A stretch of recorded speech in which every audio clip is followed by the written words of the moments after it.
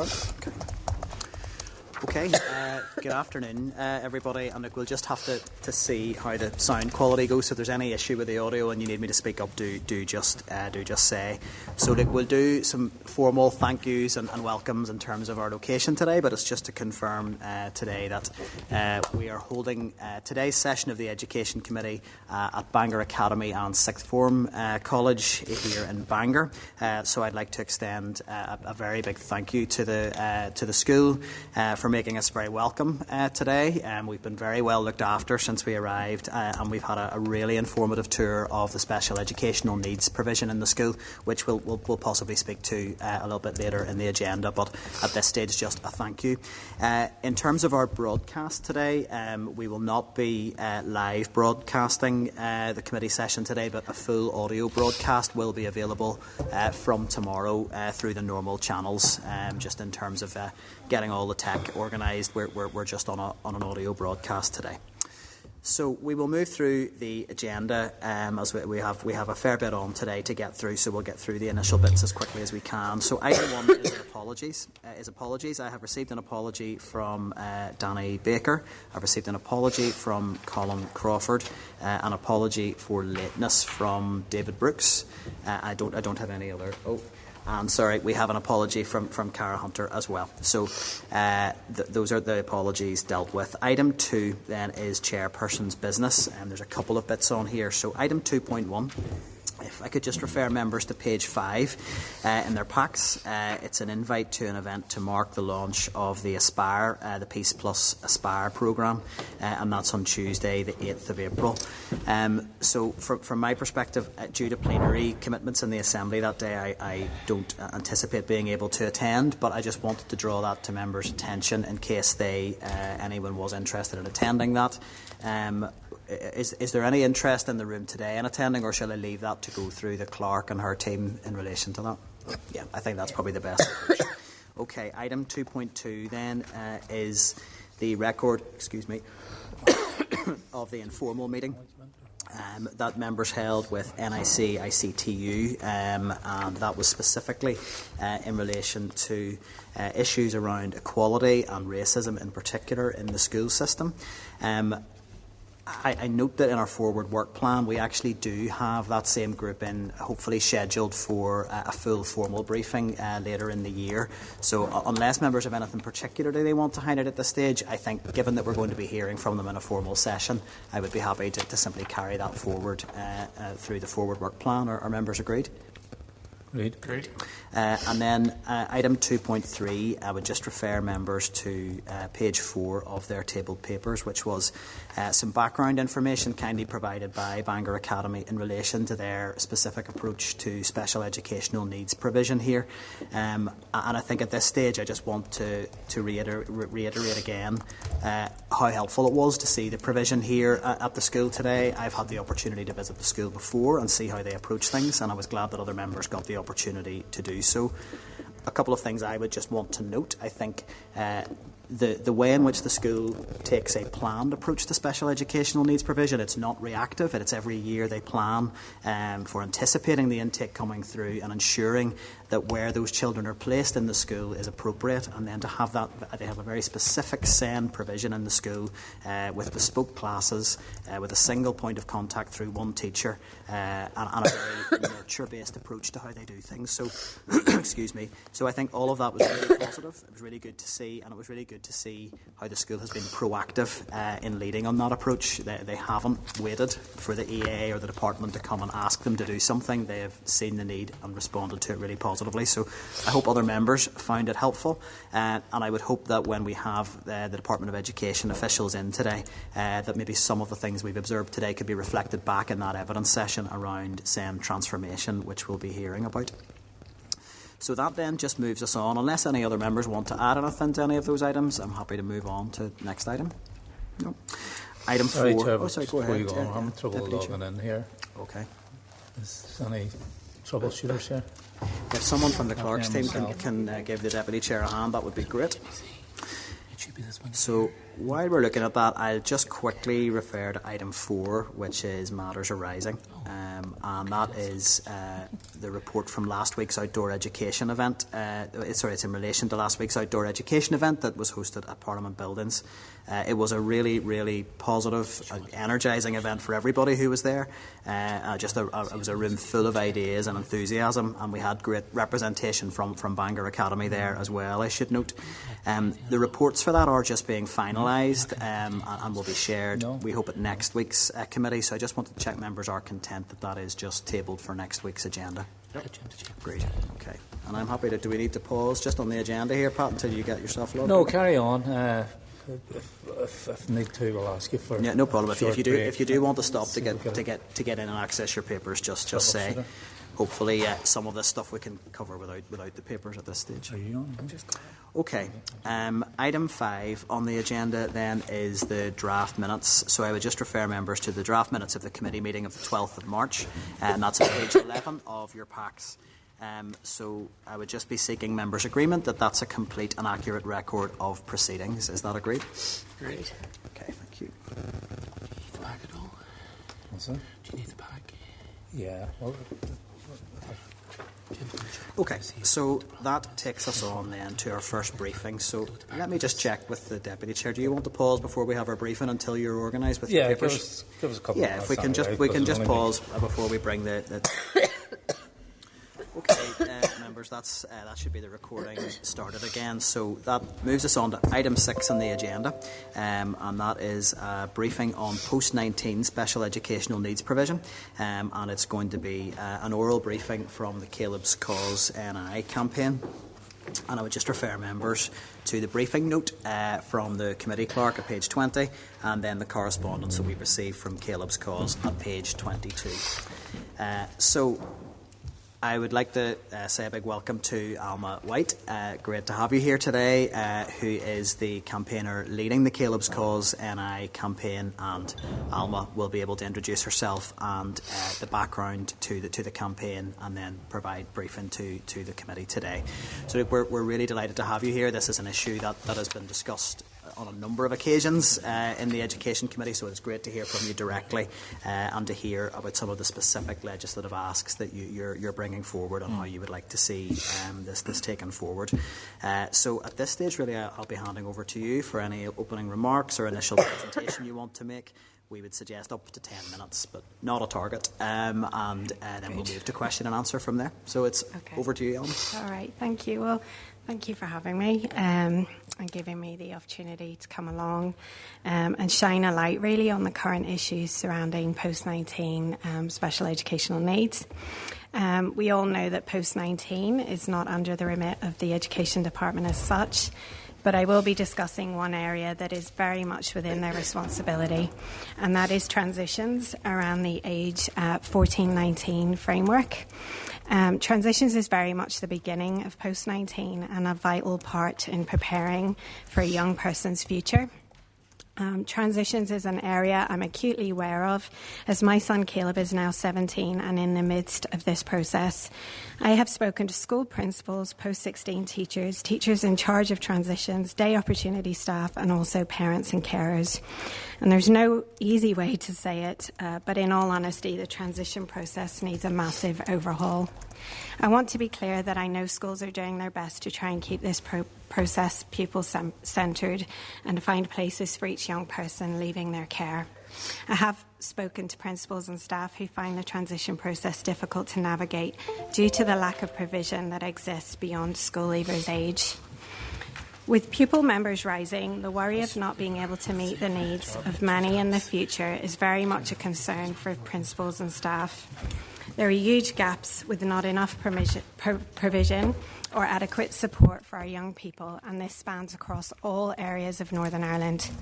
Some will use the term a postcode lottery, but I would call it neglect. As a parent, I've been looking at the options for my son Caleb, and I'm shocked at how limited those choices are. One thing that has struck me is that our young people with disabilities are never really asked, what would you like to do? It is hard to believe that in 2025, young people with disabilities still have such limits placed on what they can do. This is something as a parent I find very difficult to understand. Do our young people not have the right to choose a pathway, or are they being made to fit inside a certain box? I would say the latter. This goes against the United Nations Convention for the Rights of the Child, Article 12, that states young people should be able to express their opinions and feel heard. My son and his peers are not heard simply because they're not asked. So to put into perspective, imagine you were sitting with your team, getting ready to fill out UCAS forms, only to say, sorry, you've only got one option. You cannot do whatever you chose. Oh, and the government hasn't got a plan in place for you to have a future. Can you imagine the shock and anxiety, the distress at lack of courses or a pathway? I would say that your young person may start to feel somewhat invisible. No hopes, no dreams, no aspirations. Years ago, young people with disabilities were hidden away and not included in society. I am sad to say that idea still seems to exist here in Northern Ireland, because without provision and opportunities, we're promoting seclusion, poor mental health, no sense of belonging, and we continue to hide our young people with disabilities away. So what provision is available? There are tech options in some parts of Northern Ireland, but this can be limited depending on the needs of the young person and also how many places are available. I've heard from many parents and carers who say once starting tech, the realisation of not having mixed in a mainstream environment with many corridors and people becomes all too much. Travelling to tech each day can be challenging and may require assistance. Lunch times alone, change of classrooms or timetables are enough to cause major anxiety. A parent told me about their young person repeating the same course year after year just to have somewhere to go, but they were bored and unmotivated. I am not saying tech staff are at fault. The support staff or level of support is not always possible. But in reality, what happens then? When the placement breaks down, what happens? Who has a plan B? Not education, as their remit has ended. Not health, as they're not responsible for further education. And what about economy? You could argue that maybe they have input, but they were not involved in the transition process, so who? The answer is no one.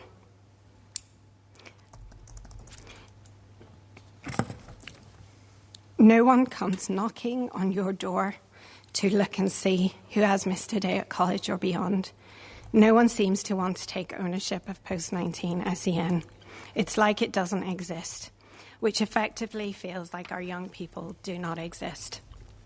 My fear is that Caleb and so many others will become invisible. When blips occur after leaving school, there is no system in place to help them. They are forgotten. There is no data to say who is sitting at home today, right now even, with no options and no access to peer interaction or stimulation. No plan B exists, so they remain unseen. It paints a very different picture to the one of my daughters, who will go on to university with a long list of career options and a system that is set up to give them a clear and equitable pathway. Further education requires entry-level qualifications, but many of our young people with disabilities will not have GCSE Maths and English to be able to go down this route. Surely every young person has the right to a pathway that meets their profile and creates an inclusive environment to thrive. Many wonderful charities try to fill the gap and offer what they can, but they rely on funding, and often it's significantly less than a 5-day option like school would have provided. Day opportunities can be a choice for some young people, but when extra support or one-on-one help is required, that is no longer an option. If a young person has a medical need and requires care during the day or personal care, day opportunities cannot support this. So regardless of a young person's ability, they will not have that option to explore. Day centres become the only option for many young people whose needs are significant and who need access to much more support than can be catered for in a day opportunity setting.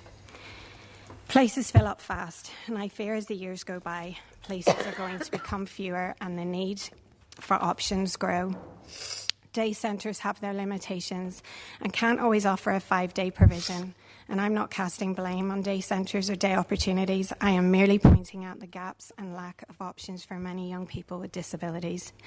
I was recently told of a young person who's going to a day centre 1 day a week from 10 a.m. to 2 p.m. The other 4 days of the week she spends at home.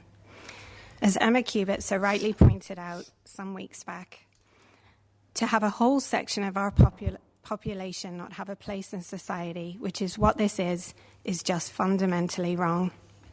I am of the opinion that in order for real change, transitions need to be done well and to prioritise the need of the young person. At present, I do not believe young people are part of the decision-making, and I think that's a sad fact. Transitions need a multidisciplinary approach, especially in that final year before school ends. This should include the Departments of Education for transitions, health for day opportunities, day centres and funding, economy for further education and training and employment, and also with guidance for parents from the Departments of Communities for benefits and justice for things like controllership. There is a lack of communication in what is to come as children venture into adulthood. The demographic of young people leaving school is changing, needs are higher, numbers are growing, and yet nothing is in place to support this. There is no clear roadmap of services or advice for such things as benefits or basic needs of how to access a bank account. Especially when a young person lacks mental capacity, that can be so difficult. Often these issues need to be discussed before the age of 19. There is no centralised system to go to, no advice. Often parents rely on each other for guidance on the next steps. Transitions are supposed to prepare for the future, offer options, and for young people to know their rights, whatever pathway they choose. Without a willingness to acknowledge these issues, I believe there will be a huge negative consequences in so many areas for post-19 and beyond. The fact remains that in order to create a future for any young person, you need to prepare them for one with adequate provision and appropriate options. Regardless of ability, each person with a disability has a right to choose a pathway, a right to be part of society, a right to dream, a right to hope, and a right to belong. I've had countless families contact me recently to share that they have been told during transition that every avenue has been exhausted. The words, "We are sorry, but there's no provision to meet the needs of your young person." They get told day centres are full, day opportunities cannot meet their needs, and some are even told to put their young people into residential care. It's both destroying and devastating. The reality is there is no residential care, no respite, no hope. These young people are at home or face an uncertain future stuck within the walls of their bedrooms. Due to the lack of support, carers are being left to try and hang on day after day with no certain plan for help. Is this the best that can be offered? The consequences of not investing in the future of our young people means no opportunities, no employment, and leaving them feeling that they are the invisible population. This is happening now and has been happening for many, many years. Now more than ever, post-19 legislation needs to be implemented to ensure our young people have rights, choices, a plan, and one that will not be taken away if budgets change. Laws bring accountability, responsibility, and I often hear how complex this area is, but that is no excuse for not bringing legislation forward. Any provision made should be underpinned by laws that offer human rights to seek a future of choice. Young people with disabilities have gifts and talents. They can win at an Olympic level, as we've seen recently. They can become actors and win Oscars. There is much that can be achieved when the right support is offered. So I ask, when will our government here in Northern Ireland see our young people and afford them the same rights, choices, laws and protections as their mainstream peers? Change comes from leadership. Our executive need to start showing that our young people are enough, that they matter, they belong, and they can achieve with the right support offered. Our executive need to stand by the programme for government for post-19 and start to implement real, tangible change with robust laws that allow our young people to have equity, equality, choice and a voice. There needs to be action to create a real, lasting legacy that will change lives for many generations to come. My son and so many other young people with disabilities are human beings, and they need to be treated as such. As parents, we grieve every step of this journey. It's exhausting, it's scary, and it's incredibly lonely.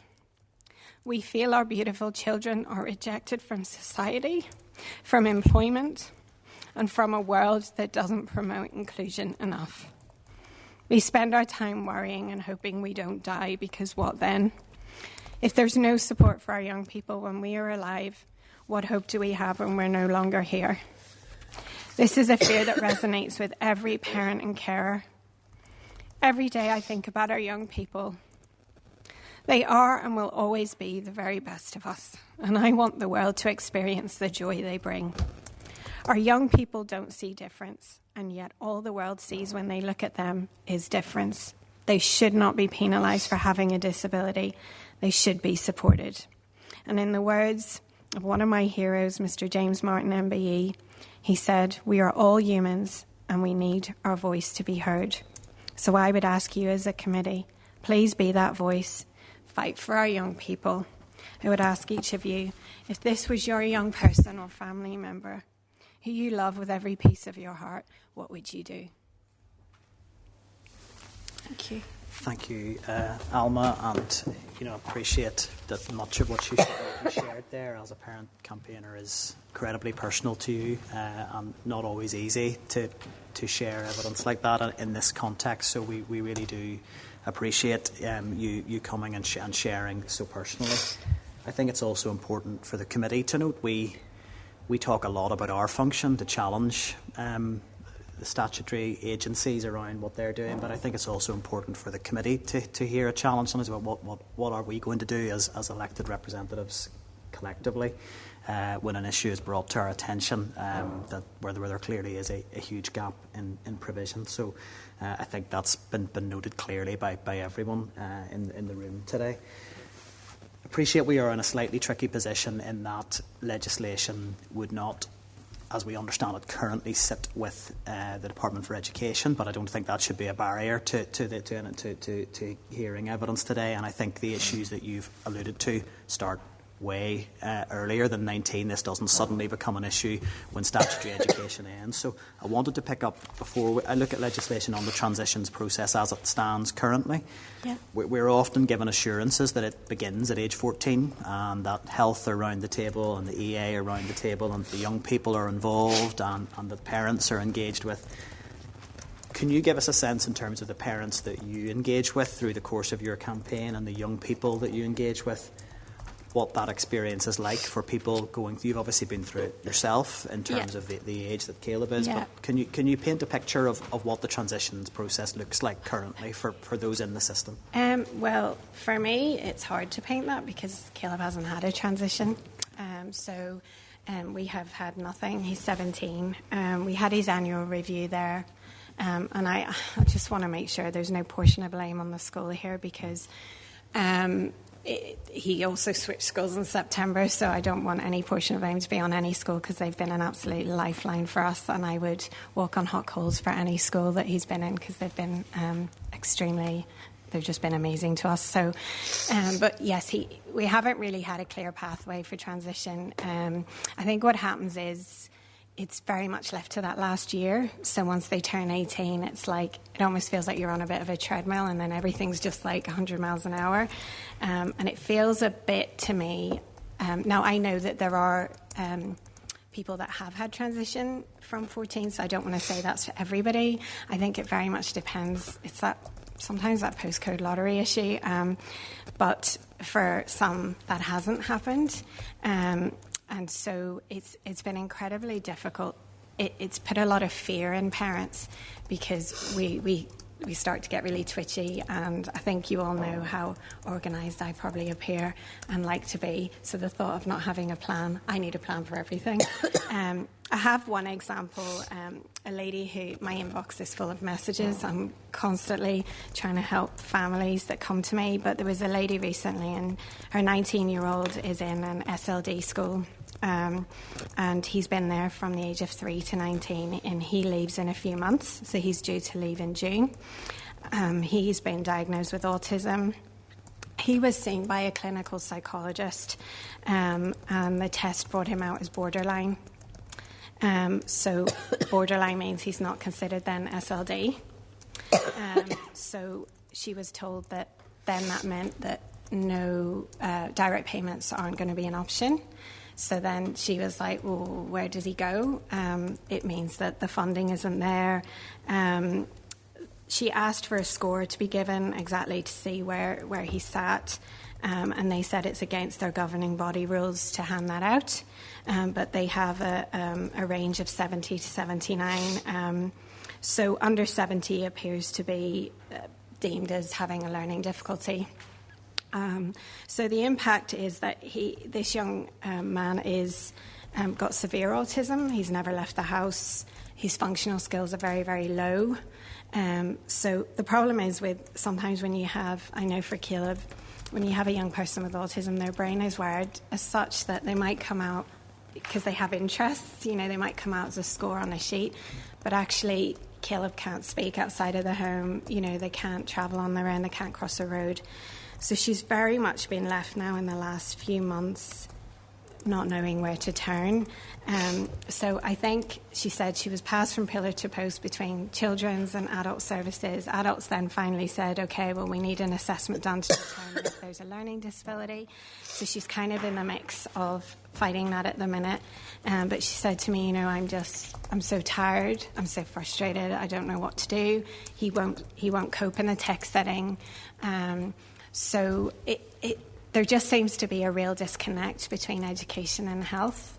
That's what's creating a real sense of a cliff edge. Then. Yeah, absolutely. And I've spoken to parents who have said when a young person has a medical issue, so say there's diabetes and they need care, and they need probably people who are trained to be able to check them. I know working in a special school, we would have had that where we had to provide a lot of care for that, and that's just not available. So that rules out day opportunities, but then that young person might have the ability to attend a day opportunity, but then because it's almost like they're penalised because they've got a medical issue.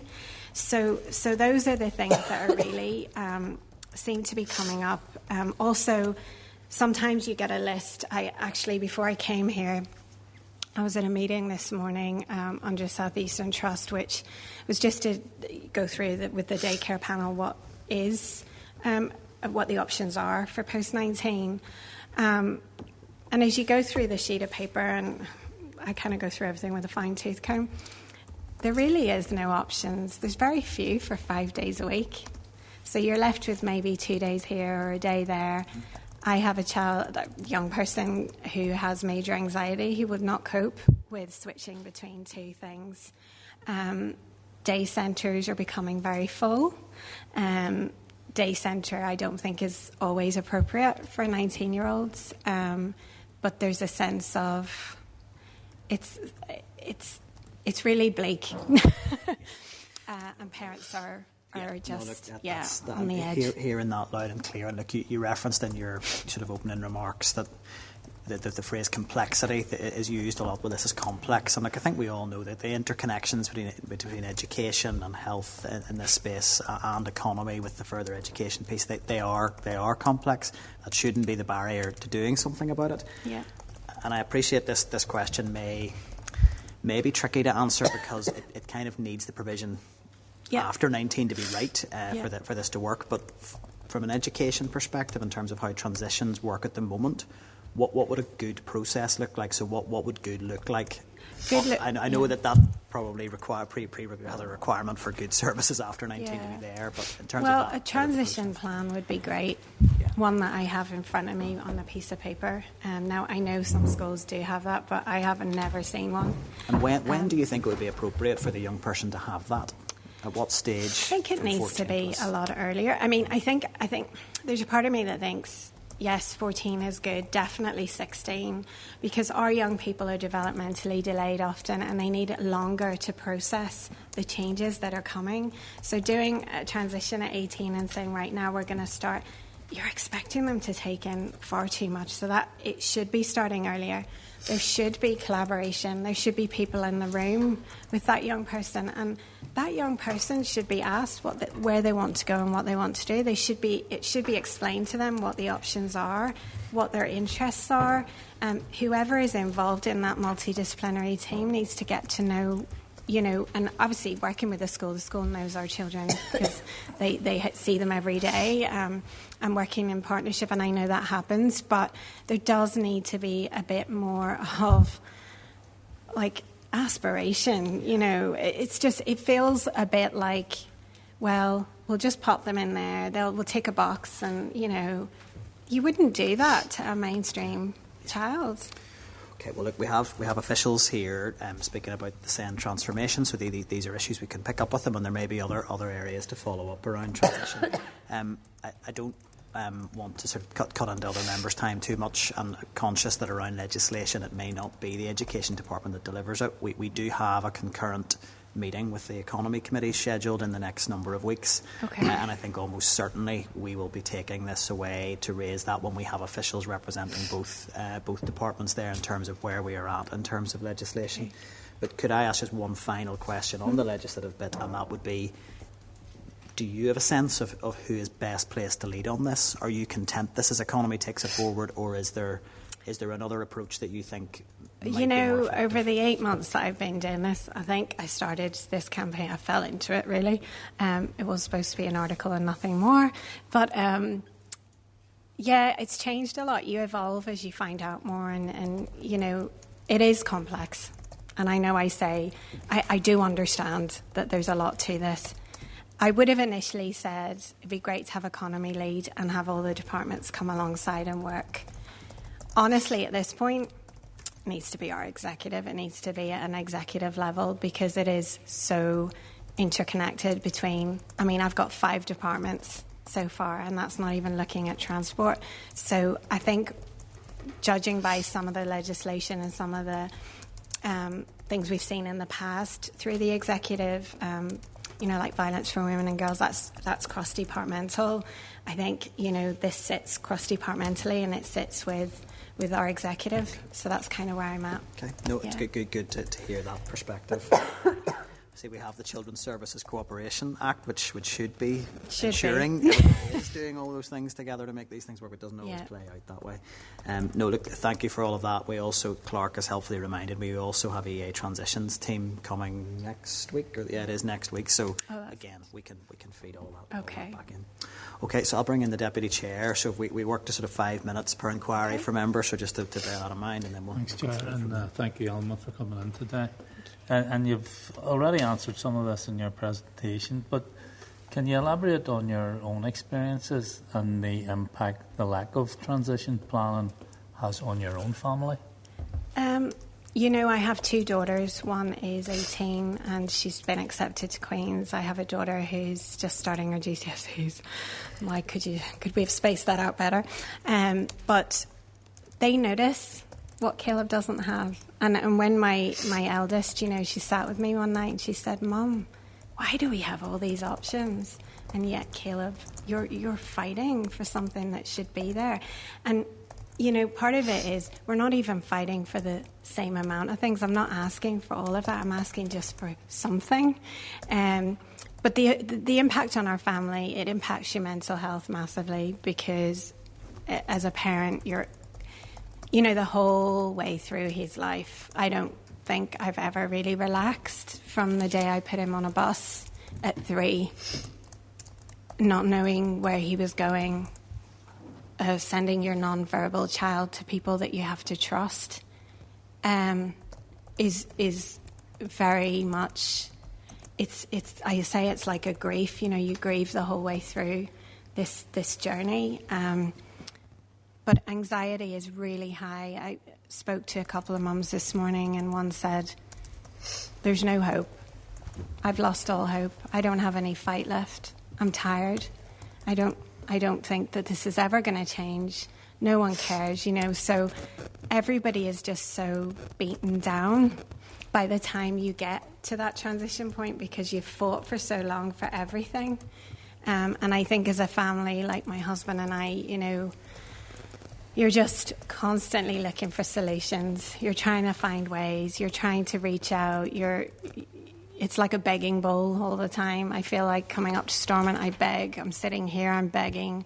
It's quite humiliating sometimes to put yourself out there and just feel like you're constantly begging for your child's future, really.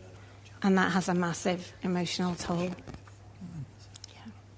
Well, I have no further questions for you, but I want to commend you on the campaign that you have run around this issue. Thank you. And the work you have done to highlight the issue of the lack of transition planning. Thank you. So thank you for that. Thank you, Thanks. Pat. Okay, I have an indication from Michelle. Thank you, Chair. Thank you, Alma. Thank you, Deputy Chair.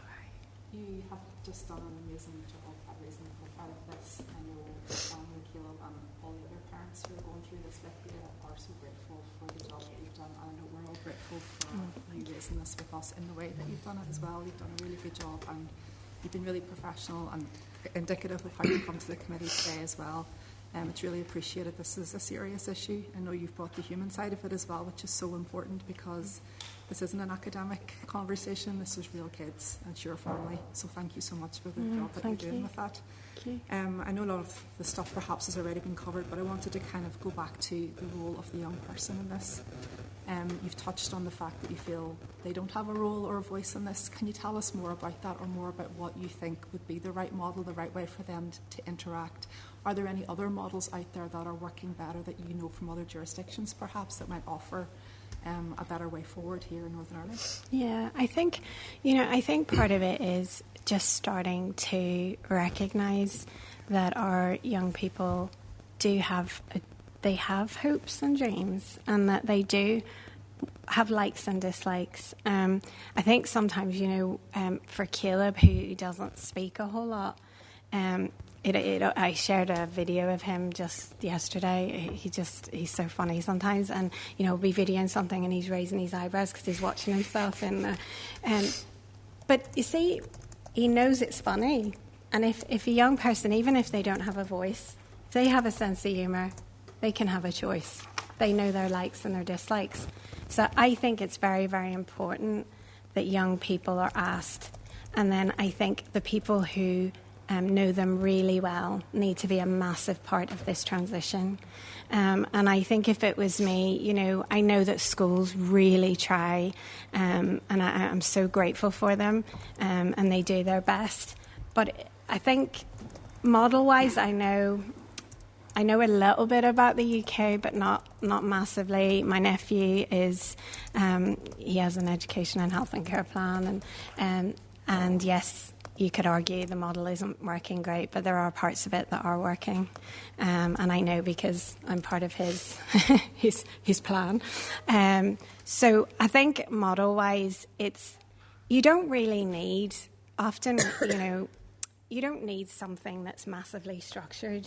You just need to care, and you need to sit down and actually listen and actually figure out what is it that this young person likes and what do we have out there, instead of saying, right, well, Tommy's going to go here because that's the one in that area that we have. It shouldn't be like that. It shouldn't be that they are just put into that box because that's all that's there. There should be a willingness to meet them and help them to grow and develop skills, because they are a valuable part of society, and I don't think currently that's happening. Mm-hmm. Sorry, Michelle, can I just ask you to pull the mic down a wee bit just to make sure the audio recording picks you up? That's all. Thanks. Appreciate that. It's maybe a bad habit of mine from the chamber when you don't want your pages to be heard. Thanks for that, and thanks, Alma. I've written loads of things down from what you've been saying. One word that stood out was exhausted. You mentioned that in reference to the options that are available.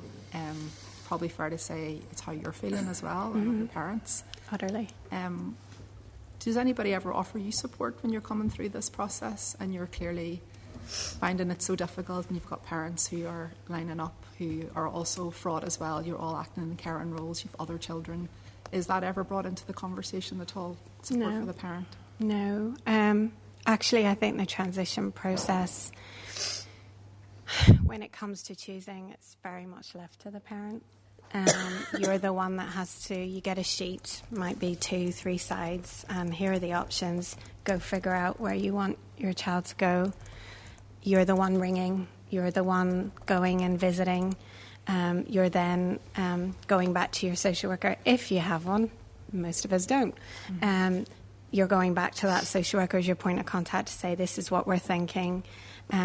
Or you're going back to the school, getting the school to try and help you to liaise with whoever, if there isn't a social worker, whatever that team is. But it's very much left to the parent. And I think that's why parents are so exhausted. Because it's not just during the transition. It starts when they're very young. Everything your child needs, you just are constantly, it's like a battleground. And I think schools, in our experience, if I hadn't had the schools we had, shout out to Harberton and St. Gerard's, we would be going under, because they're just fantastic. They have supported us so well, and they know Caleb so well, and they believe in him. And I'd really like to see that from other agencies outside of school. Okay. Do I have any more time? Yeah, no, just a brief final question. Yeah. I'm just going to circle back to the ownership issue, because it sounds like even from everything you've described, that's really important to know who owns this process. Yeah. You're saying now it should be the executive. I'm assuming that's because nobody really is owning it right now. Yeah. Is that the only reason you think the executive's the best place? You've described different departments, but do you feel they would be best placed, given their remit generally, to own a process like this? I think, in all honesty, it feels like no one wants post-19 SEN.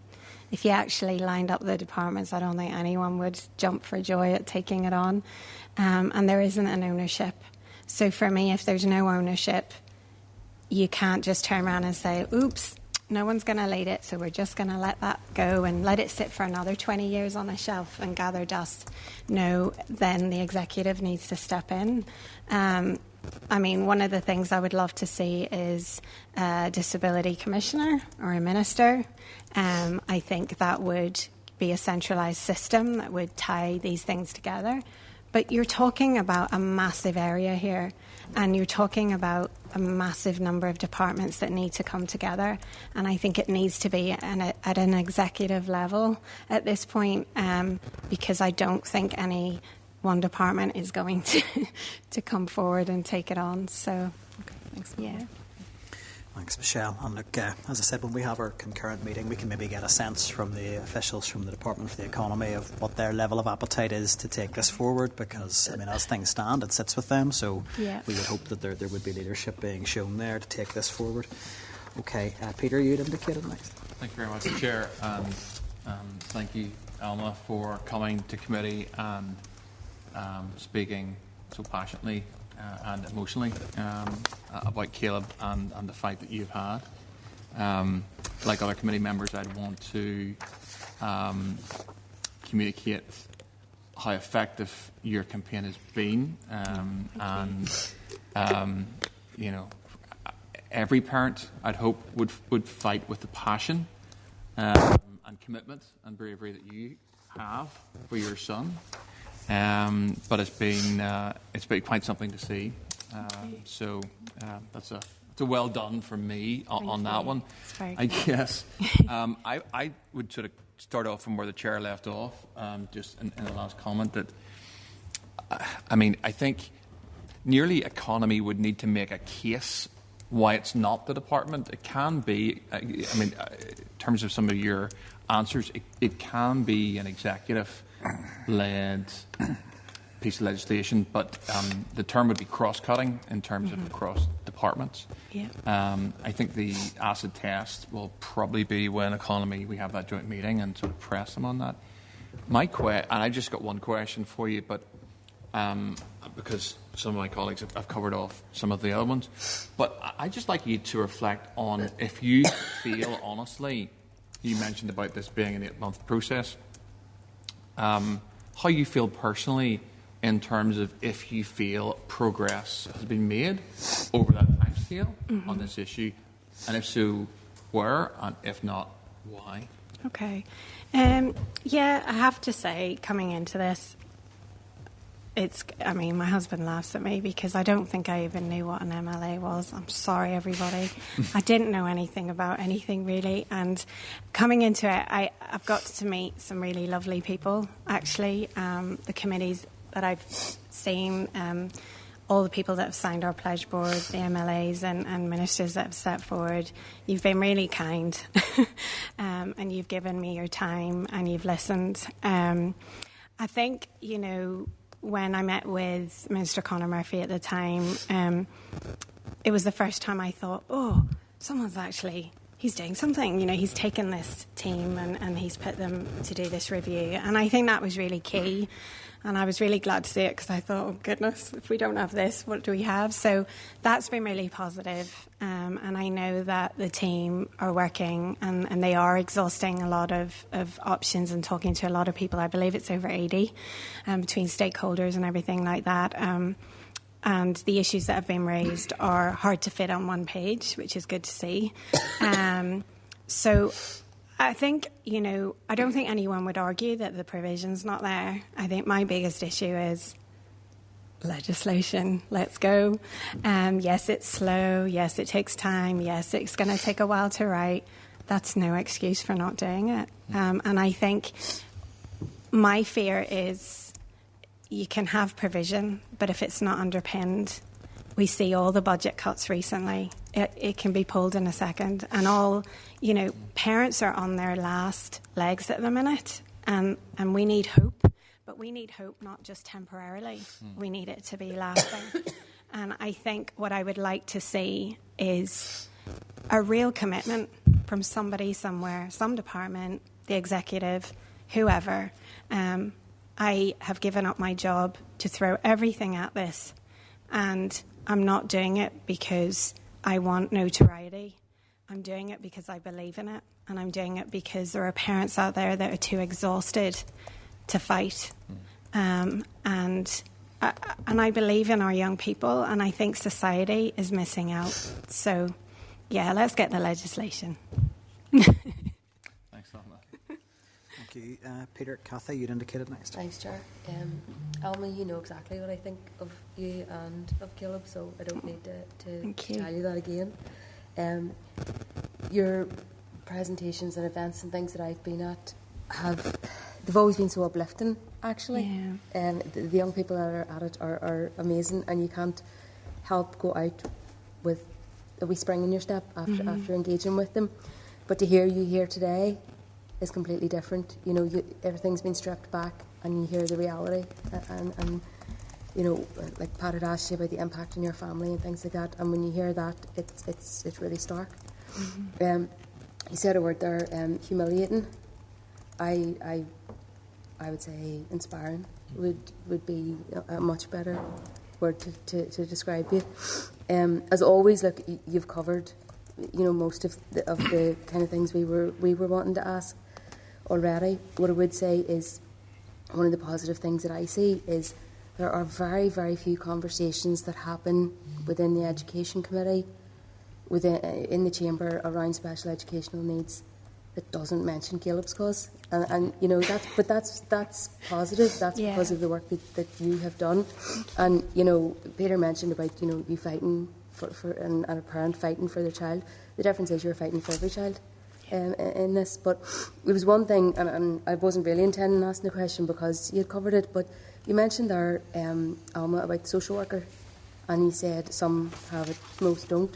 Can you elaborate on that? Can you tell us what that means? Yeah, so no, I can't speak for every trust. It seems to be every trust is different, which can be very frustrating because you look at the trust next door and they're covered, and then the South Eastern Trust, I think if you watched the Health Committee meeting there a couple of weeks back, it was very obvious that there's issues there. And so there's a lot of unallocated social workers. The problem is I wouldn't want a social worker full time, but when you come to transition, you're reliant on that social worker. That is the key person that sends you to where you need to go. Now, we've recently been told we have been appointed as social workers, so we'll see how that goes. I'm very grateful for that. But there's still a lack of disconnect. There's a lot of, when you have an unallocated social worker, it's a lot of, oh, don't worry, but when we get to transition, we'll definitely we'll sort that. That isn't enough for parents. Parents are too worried. Yeah.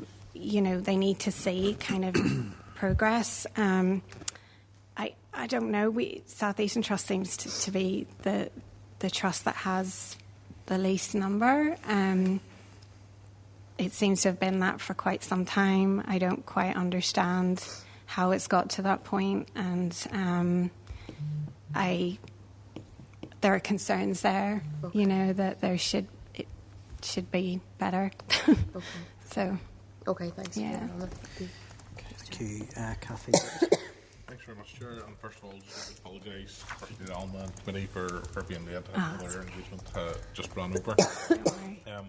I have, first of all, to join. As you know, I've been an admirer of your campaign for some time, and just to say well done. Thank you. Sharing what the rest of the committee have said about the sort of bravery and the inspirational effort that you have shown and sort of stepped forward to push not just for Caleb but for his many friends and others like him.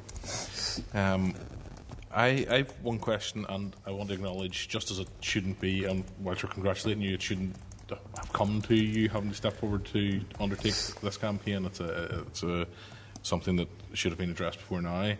And also want to say that in asking this question, it's not really for you to have to come up with this. But in terms of provision post-19, and sorry if it's been covered before I was here, what ideally do you think that looks like? I was this morning with some of your friends actually in 4G. Yeah, they're brilliant. They were in community clean-up, and some of them will go and work for different businesses for 1 or 2 days a week. That will not suit everyone, but those young men and women get an awful lot out of that. I've been up to Larch and the Castlereagh Hills and seen what they do up there.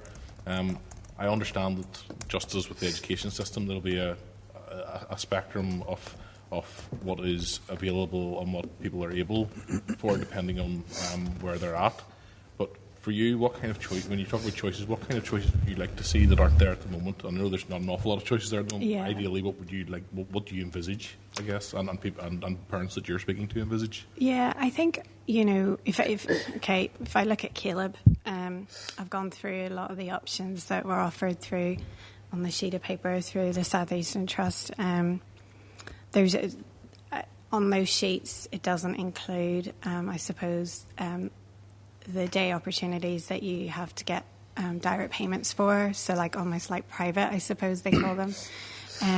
So there's a lot out there, like 4G. For Caleb, I will be kind of really hoping to get him into somewhere like Live Life in Lisburn. I've been out to visit Live Life. Philip Adair is just doing an amazing job there. But I think it's also 5 days a week, which is great, because that consistency, you know, is really important for our young people. I think a lot of our young people need a bit of a bespoke package almost, you know, that it's looking at their needs. You're not ever going to be able to meet everyone's needs, and I understand that. But it's doing things that make them thrive and having fun and being with their peers. And, you know, I know Philip does trips abroad, and, you know, they have allotments. And, like, I just was like, Caleb will totally really thrive in this, you know. But it's getting, there aren't enough places, which is what worries me the most. I asked for figures there recently, and I think they've predicted this year 250 are coming out of special school alone. And I'm kind of looking around going, okay, well, you've got, you know, the university like USL, and you've got Belfast Met, and you've got maybe 24, 36 places here, you've got 10 places here, and then I'm kind of like, you know, as the numbers creep up, we've seen the issue last year where we were looking for 1,000 school places. Those children are going to grow up, and we need to be thinking about that now, because we're going to be there. And so I think, I'm not saying that there's any one answer to this. I know it takes time, but we need to start thinking and not letting it, you know, sitting, and then we get there and then you've got an influx. And what's happening, I think, which worries me, is that parents are so exhausted. You're going to have parents that are going to be putting their children into residential care because they actually can't cope. We've seen it with the Spotlight programme. There is no residential care, you know, but the cost of that, if you were to give parents support, most of us want to keep our young people. If you look at the cost of that, it needs to be looked at so that it doesn't get to that point. But I think for me, you know, Caleb would need a day opportunity where he's challenged and he has fun, and and that's what I would be looking to go to. And 4G is another example. Like, they're a little further away from us, but I was so impressed when I was out visiting. Possibly. Yeah, so, but there's a lot of really amazing day opportunities that most parents don't even know exist, and there needs to be a directory, because if you can't meet the need over here, don't be afraid to tell everyone what's out there, you know, and I think that needs to be done. Yeah. And I wouldn't have been aware of some of the other examples as well until relatively last helped come in MLA, essentially. Yeah. So I think there are some wonderful models out there that Yeah. can really look at. It's not that we're reinventing the wheel with Yeah. this stuff. Yeah. But I think you're absolutely right. We don't want the economy department in years to come to be facing essentially the same crisis that education faced, because we didn't have the data from health. Yeah. A joint up approach is necessary to make sure we don't arrive with that tidal wave And lots of young adults that would be in that case. And I suppose I just want to make the point as well, having researched and done all this too, you know, when you actually look at what day opportunities offer. Now, day opportunities, as far as I'm aware, and correct me if I'm wrong, it's under the Department of Health at the minute. But they offer life skills, they offer training, they try and get them into employment. I don't think that's health. I think economy needs to step up and start taking a portion of that so that it relieves some money off health. But look, I mean, I don't know the system, and I'm probably not. But that's one of my points. So yeah. I would agree. You make a good case for it sitting with economy there, Oh, no. Alice. Well, they're probably not going to be happy with me. Okay, no, thank you, David. Look, I think it's been really clear from the evidence session today that I think, you know, unanimously across the committee, we all really wanted to recognise the incredible work you've done over the last while to bring this, you know, attention to this issue. And look, we've got officials from the Department of Education coming in, and no doubt it will be discussed about the long history to SEN provision and where provision has gone wrong, and where the systems and the structures haven't met the needs of children in statutory education. Yeah. I think the issue that you're highlighting is we can almost see that crisis coming down the track. It's already here. In terms of, you know, potentially that need is only going to rise. Yeah. And if we don't have, as you highlight, legislation, but also the provision for those young people to move into, we could be in what we certainly want to avoid is 10, 15 years of reports and recommendations of what should be done to address it. So I really hope, and I think your campaign has done a huge amount of work to get this issue on the agenda of decision makers, so that we can hopefully try and avoid that.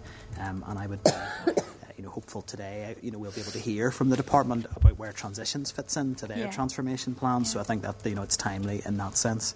Look, you've given us plenty to take away and reflect on, and we'll certainly, when we've concluded our concurrent meeting with Economy, I'm sure the committee would be happy to agree at this stage that we will formally update you on the outcome of that. I really appreciate that. You're welcome to attend and observe also. Yeah, I just have a couple of points. So one of the points I want to say, because I can't leave without saying it, there are young people sitting at home right now with nothing, and I think that needs to be recognised. I have a very close friend of mine who everything's been exhausted, and her young person is at home, and she's had to take a career break from her career. So the consequences to the economy are that parents are giving up their careers and having to claim benefits when actually they could be working. So I have to say that. And then lastly, I have a challenge for you all, because I can't leave without giving you a challenge. So I also want to say thank you to you all, by the way, because you've been incredibly supportive to me and very kind. And, I've always felt very supported by you as a committee. But so I was thinking about this the other night, probably about 3 a.m. as I was lying awake. And one thing I would love to see, and this could be happening already, so it's not a criticism, but there's young people that come to Stormont for work experience. And it's great. And I'm like, my daughters would love it too. They would really enjoy that. I would like to challenge each of you, and you can pair up. You don't have to do it individually. You can work as pairs on this. To, before the end of this mandate, to take a young person from your constituency, from a special school, and bring them in as a work experience. Because I don't see that enough. And I think if we're going to start with inclusion, it needs to start in Stormont. and it needs to filter down, because our young people are interested in politics, and there's plenty of schools to choose from, and it might be a few hours, it might be half a day, it might be an afternoon. It doesn't have to be, you can totally adapt it, work with the school. There should be no barrier to doing that. And I think, when our young people have come to our events, they have been so incredibly proud of themselves and can't believe that they were invited to go to Stormont. And it shouldn't be like that. It should be a given. So I'm going to leave that with you.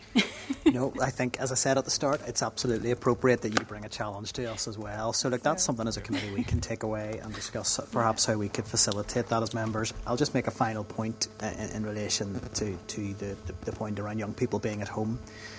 We know that the provision for young people in statutory education is not where it needs to be.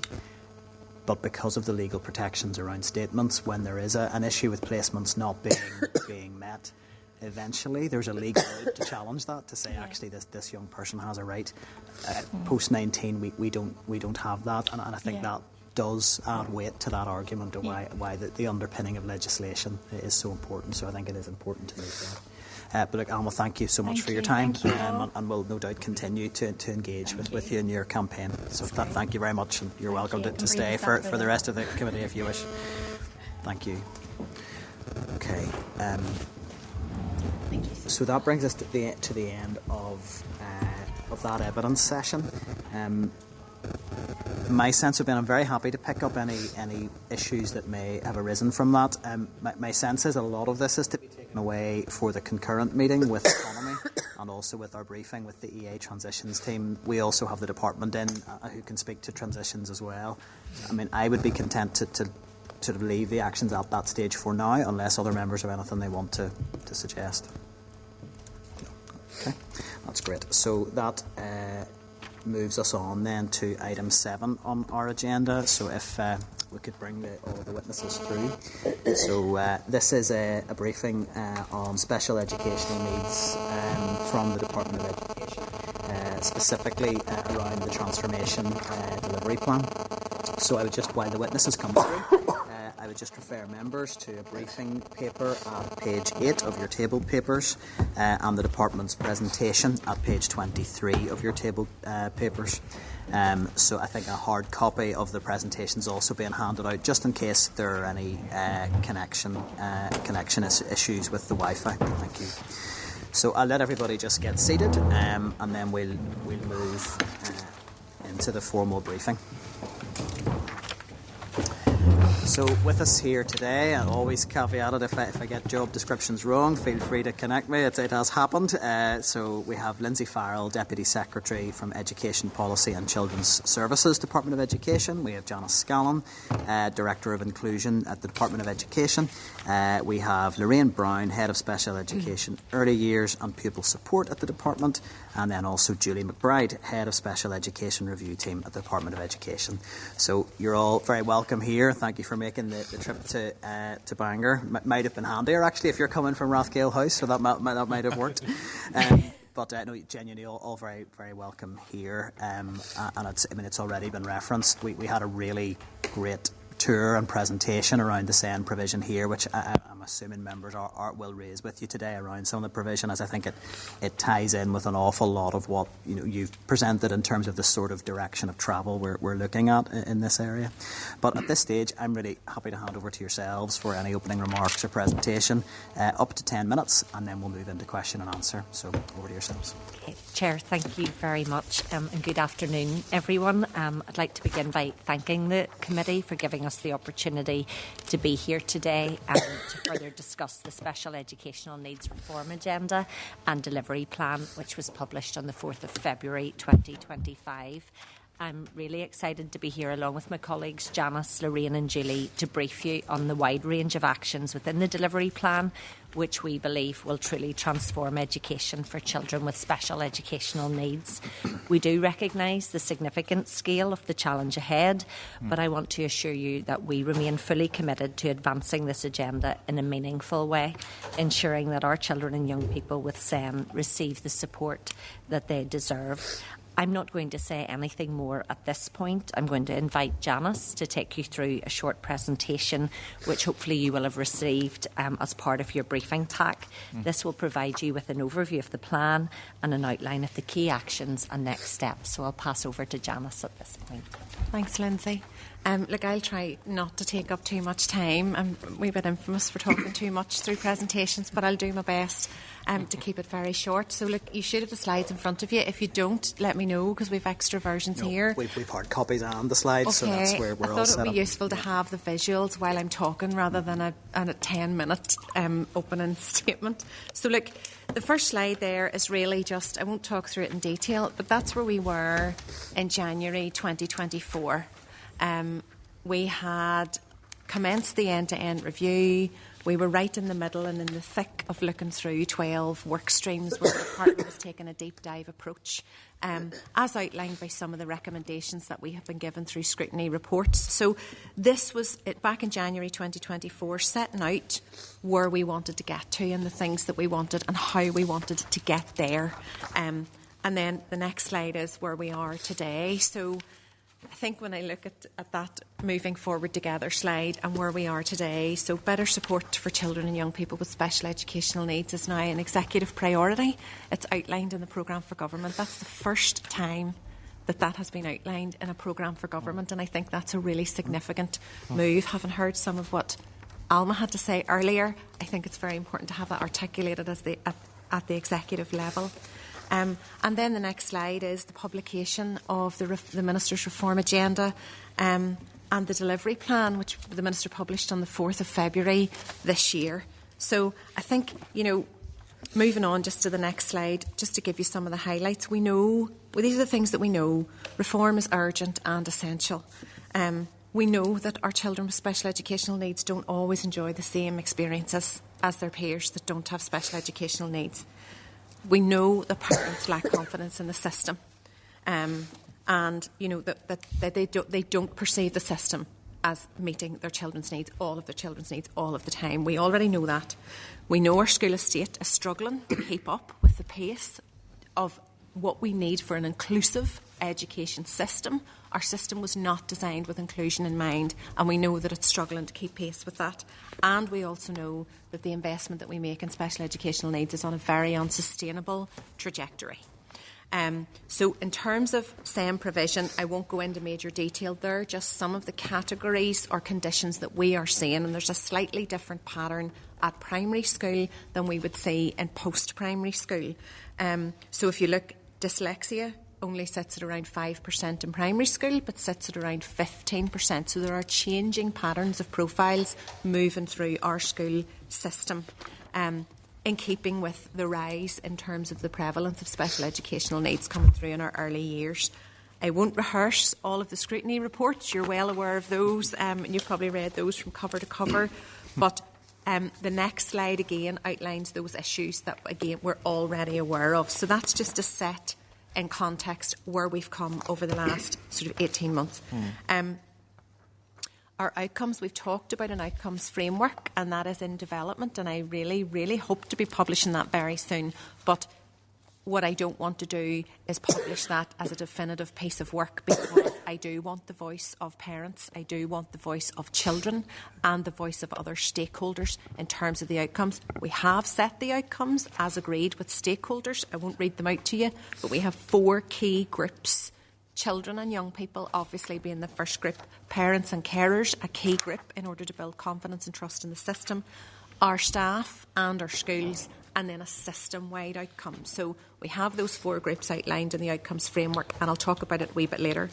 We've set out the right support from the right people in the right place and at the right time. I've got those last 2 the wrong way round.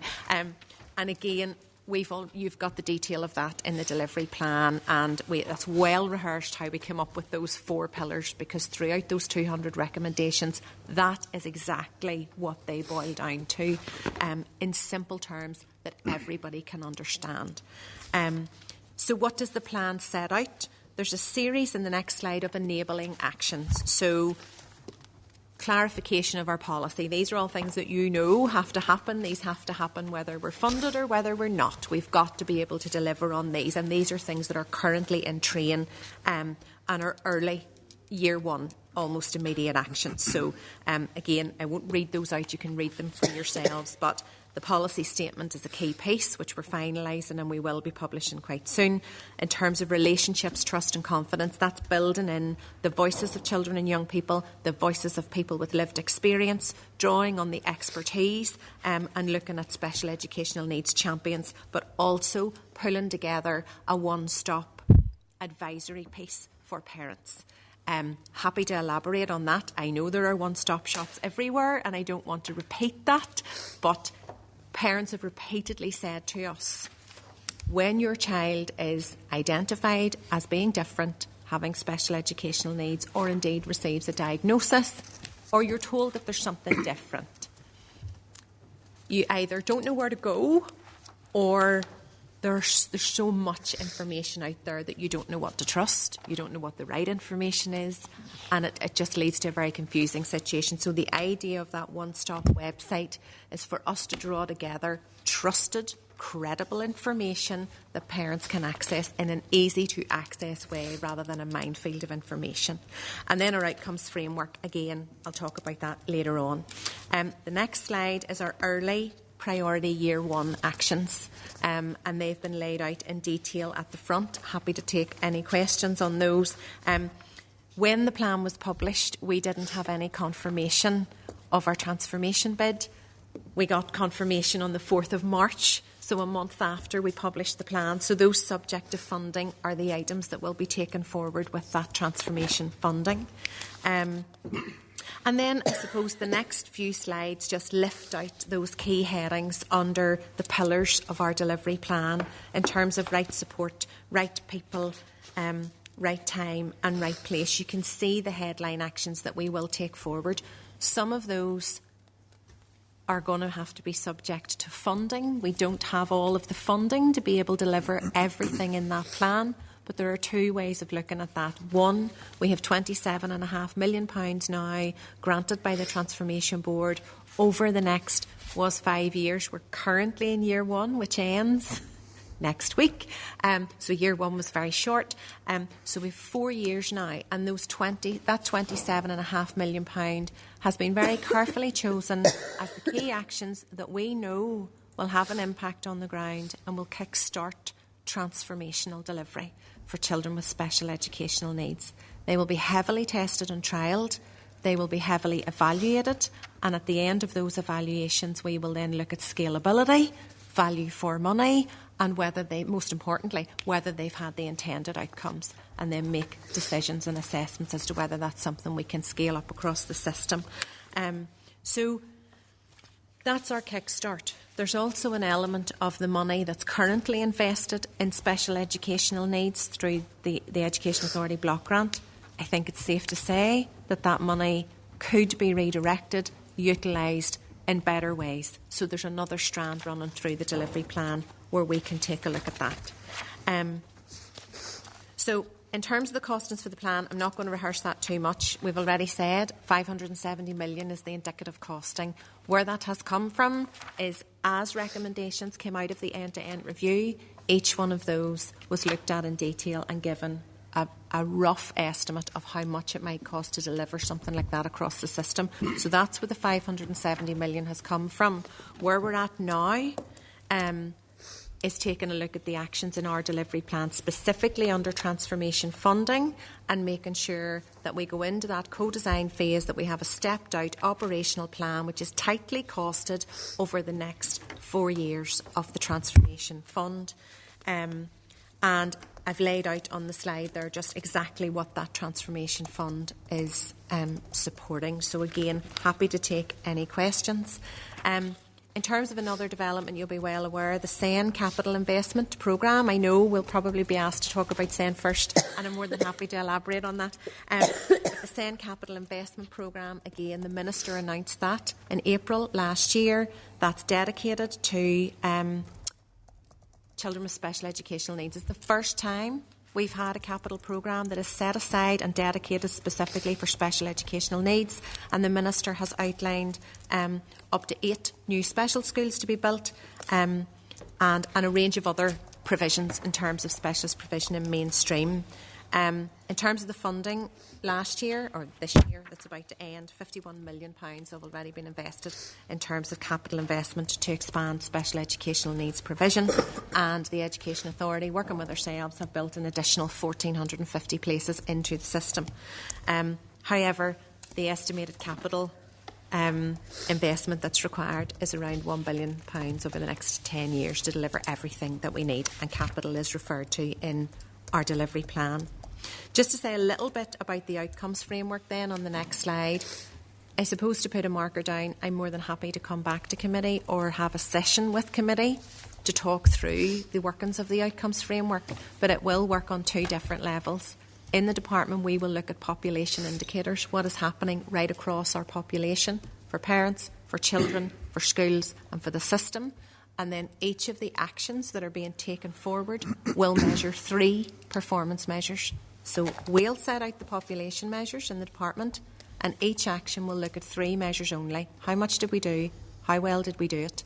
And is anyone better off? So that's the structure of our outcomes framework. And as I say, rather than elaborate, I'm more than happy to come back or have a session with committee to talk you through that in detail.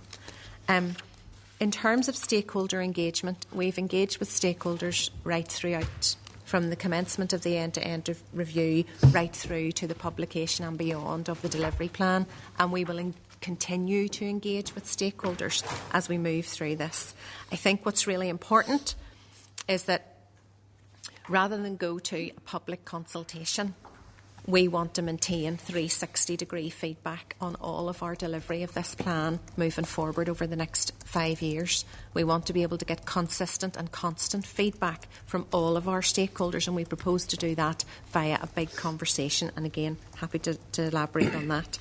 And also then to take that practitioner and expert advice as we go through the process to make sure that what we're doing is still evidence-based practice and that it's based on evidence and not on anecdote, so that we can make sure that whatever we're doing has real impact out there.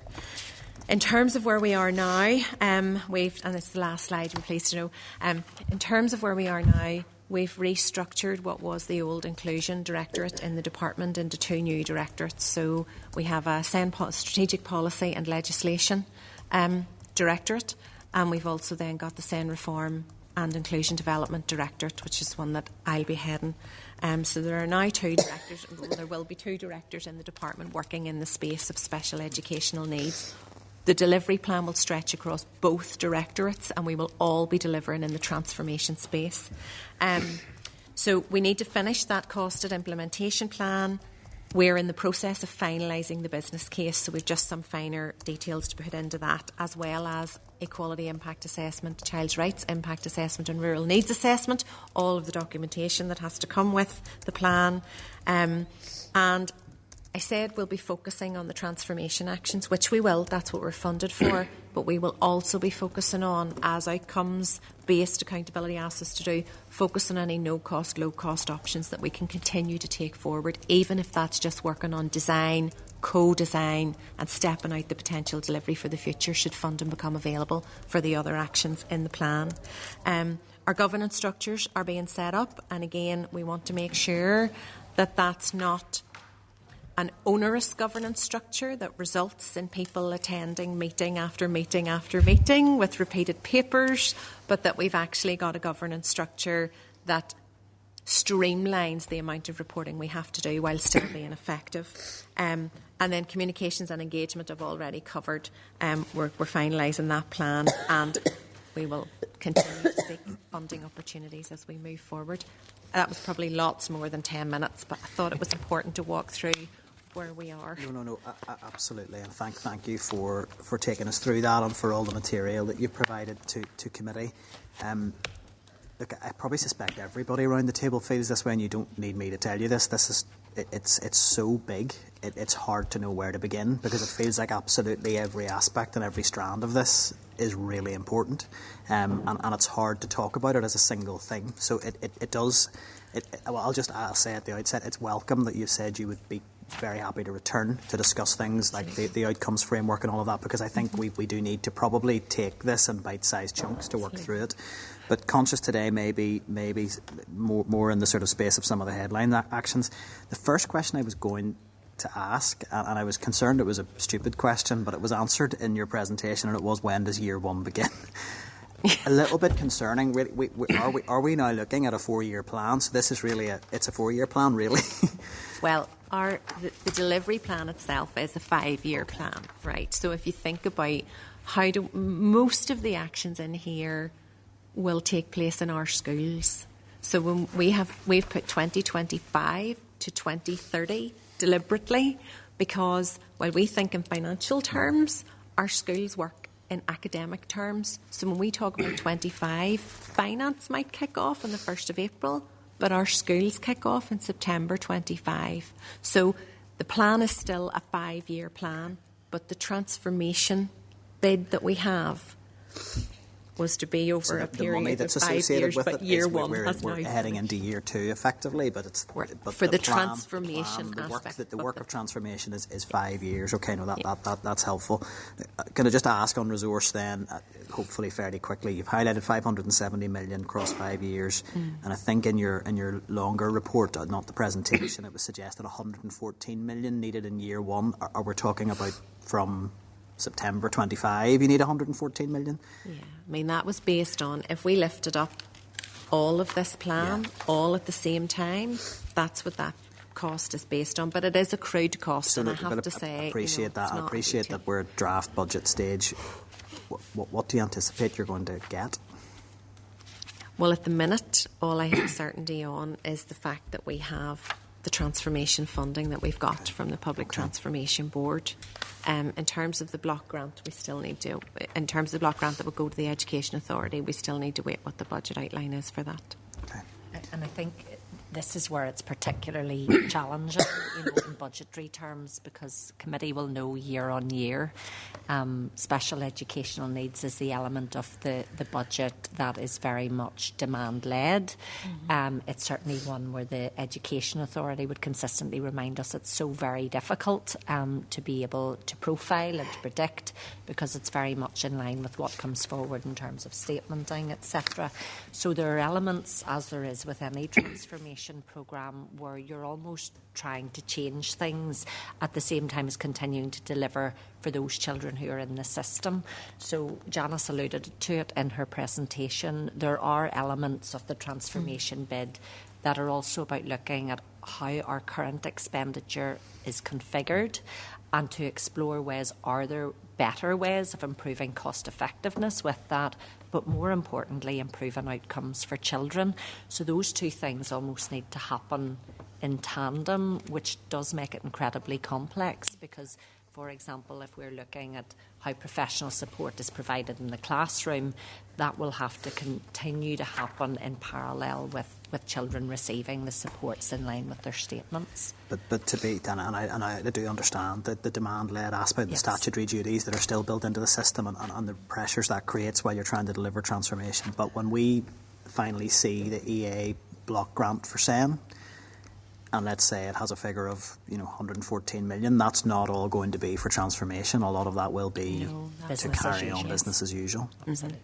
So that 100, just to be clear, that 114 million is in addition to anything that's in the EA block grant.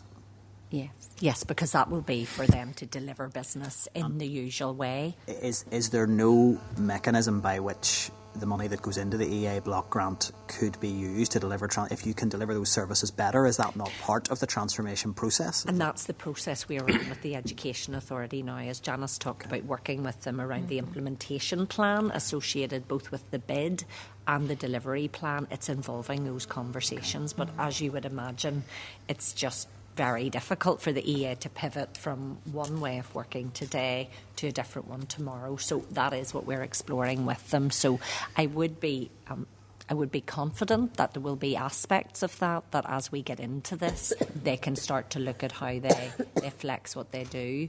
But that is quite a complex area, particularly where there are, as you say, statutory duties involved. And no doubt we'll hear from the EA as we move through this plan. I wanted to sort of move on to something that's probably a bit more in the operational space, but sits very much within your delivery plan.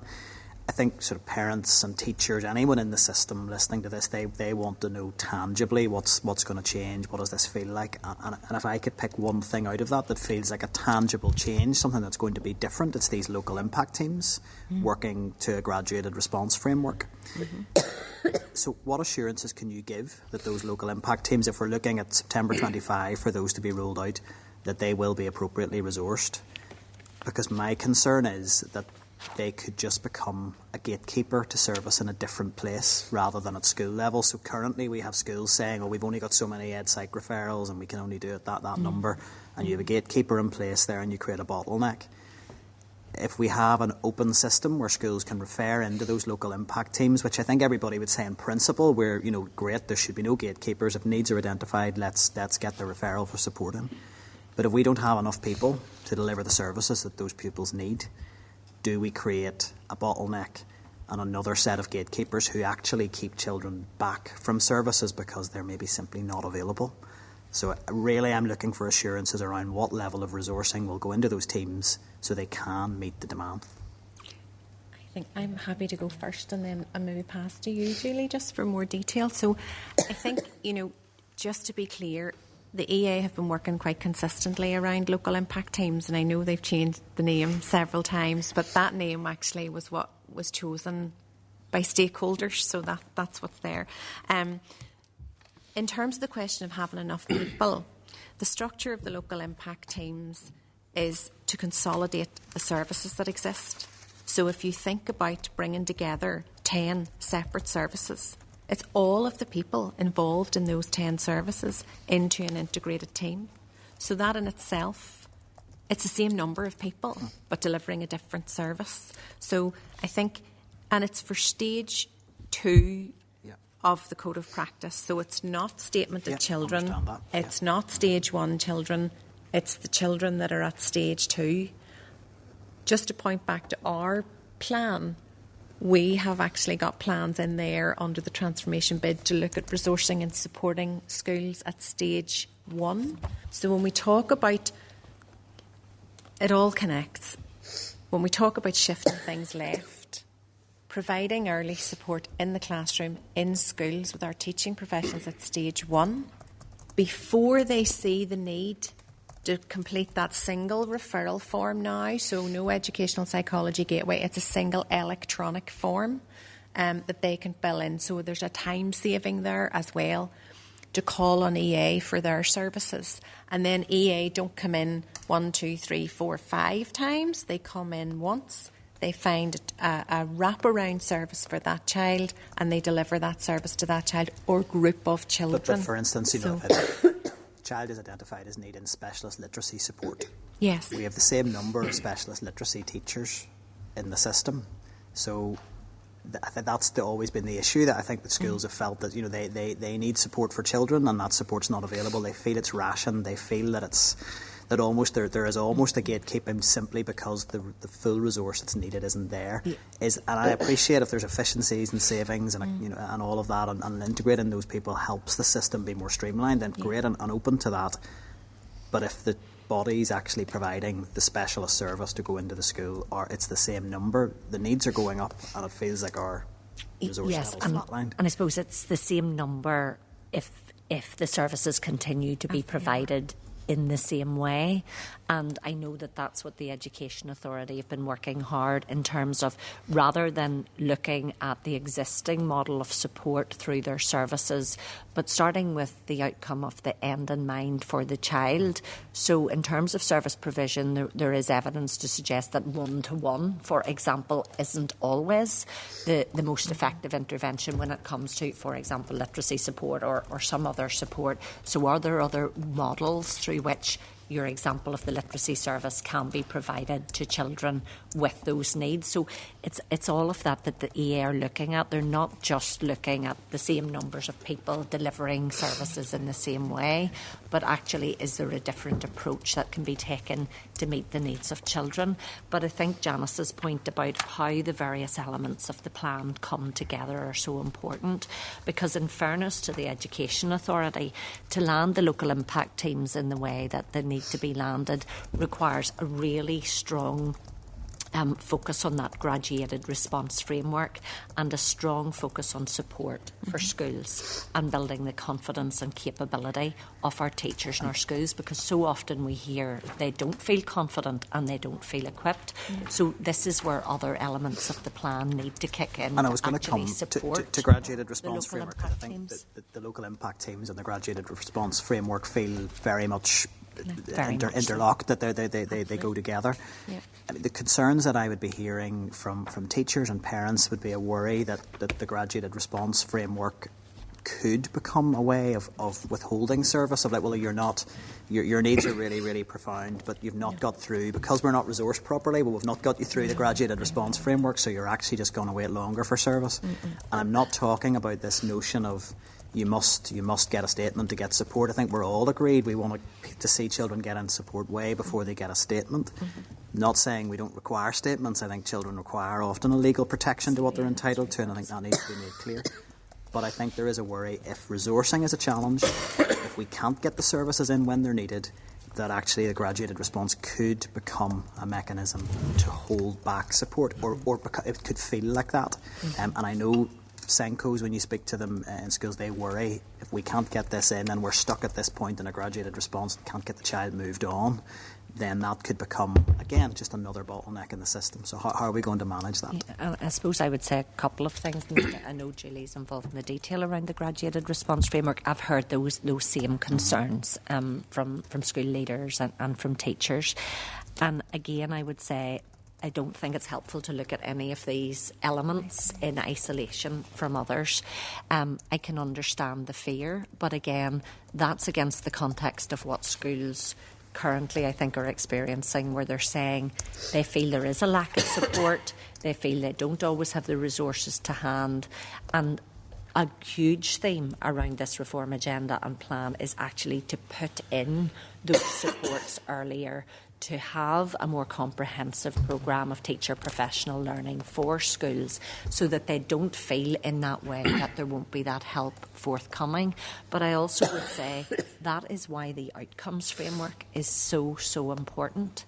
This is about measuring impact on children, and we need to be using that to make sure that those fears that are being articulated around how the graduated response framework will or will not be used. If I could just come in there, where I really genuinely would be very keen to have you back to hear about the outcomes framework. I think that is really critical to this. No problem. I don't want to take up time because I know other members are keen to come in. If I could just ask another question then. So I think you'd referenced there, Lindsay, that those concerns being articulated are coming from a position of teachers and parents looking at the system as is and saying, well, it's going to be like this.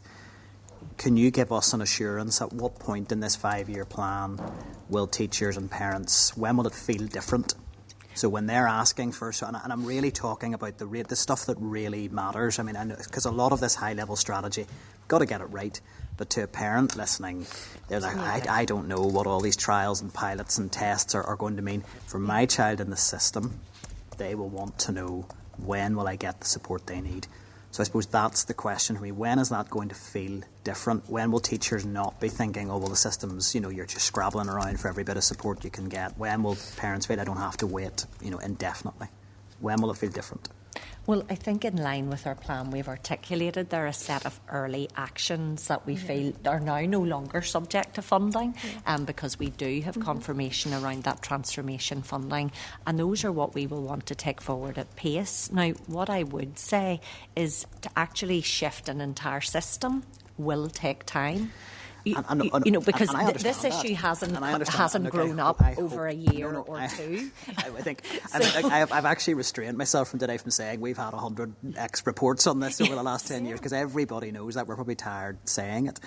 I suppose my question, just to go back to it, is when will it feel different? So it's not, I mean, not about, you know, whether it's complex or difficult. I know it is, and I'm not saying, like, right, guys, get this turned around for next week and we'll hear from you. I know that is not possible. This is a huge, and even just navigating the delivery plan, there's so many strands. So I'm not underestimating that.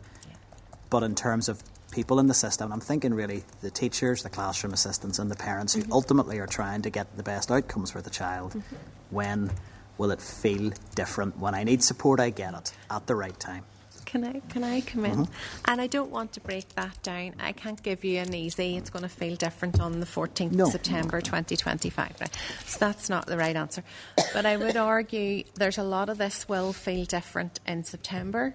Things, from a system point of view, things will really start to change in September, specifically around the local impact teams, because that's the subject matter that we were talking about. But things are already starting to feel different.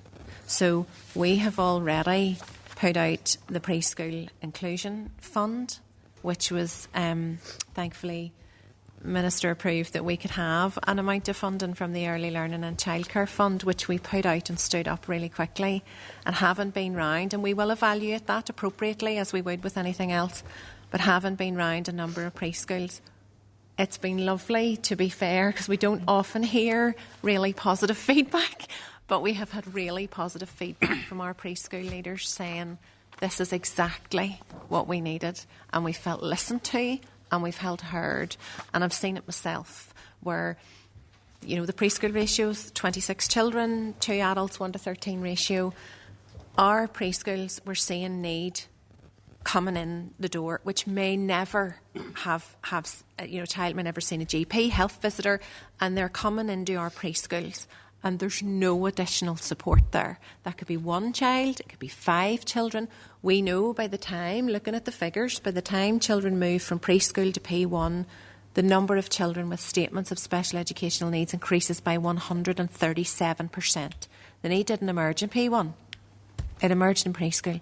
So putting that early support, and it's not a huge amount of money, so this investment doesn't need to be huge, but simply having that additional support with them has not only benefited our preschool leaders, it has also benefited all of the staff involved, the child or children themselves, but the entire room. And as one principal described it to me, of a nursery school described it to me, she said, Janice, if you'd walked in here in September, there was a child so distressed in a room of 26 children. Chairs were being thrown.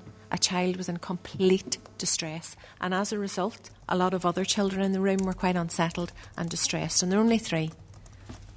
And I was sitting in her preschool that day and she said, that child now that was so distressed is here. Can you tell? And the room was so calm. The kids were so happy. You know, and so there's already a difference being felt. And I think let's hope that investment. Well, as we move through that plan, that's why we've lifted up those actions in the transformation plan, because we believe that these are the actions where people will feel the difference on the ground pretty quickly. Well, as I said, I'm assuming this will be a rolling programme of engagement with yourselves, given the nature of the plan. Of course. So, look, thank you for your time. I do want to bring other members in, so I'll hand over to Deputy Chair at this stage. Thanks, Jack. Thank you for coming in. The Principal and Deputy Vice Principal kindly gave us a tour around the special needs suite. I think the Principal described it as, like a lot of other people, he's not too fond of the word spin. So, I mean, I hope there's some thought given to changing that. And I would have to say, I think we were all very impressed with what we saw. I wanted to ask, and the Principal had said that they didn't want to use modular buildings for children who need that extra support. So they give up rooms in the main building here. And I'm wondering, in terms of funding for replacement of that lost space, will that come out of the SEN budget?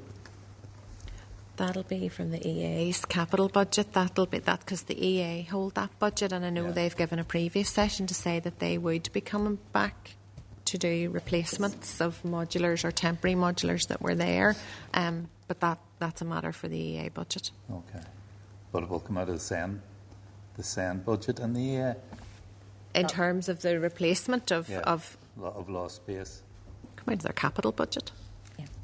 That's and I know certainly in previous discussions with the EAPAT this has come up where schools either have, for example, they're now using a library for their specialist provision, and then they seek to engage with the EA following that to get that space recouped. So I know that is something that EA is looking at. I'm just unsure of whether it's a SEN budget or a capital budget. Well, I think what we're saying is it's an operational matter for the EA, and I wouldn't be entirely clear on which part of that budget, whether it's their SEN capital or their overarching capital block grant. I wouldn't be entirely sure. We would need to come back to you on that because it is such an operational matter for the EA. Okay, fair enough. And I know you've already touched on it, the Chair has mentioned it as well, in terms of the 27.5 million for transformation. How does the Minister propose to use that? Could you give us an outline on that? I've outlined all of that in the presentation. So we've a number of actions in the bid, and it breaks down into 2 strands. One is under the right to support, and one is under the right people, if I'm right. Yeah. And the proposal, so that strand 1, I'm going to borrow yours because rather than me look for them. So strand 1 is around the right support, and we have a few elements to that. So one is transforming of the statutory assessment and review process. It's referred to in the bid as the statementing process, but I think we need to get that nomenclature right. It's the statutory assessment and review process. Another is the transformation of the support model. So that's looking at the support that children receive in the classroom. The children currently with statements of special educational needs or future statements of special educational needs in terms of the model of provision in the classroom, and looking at more flexible models.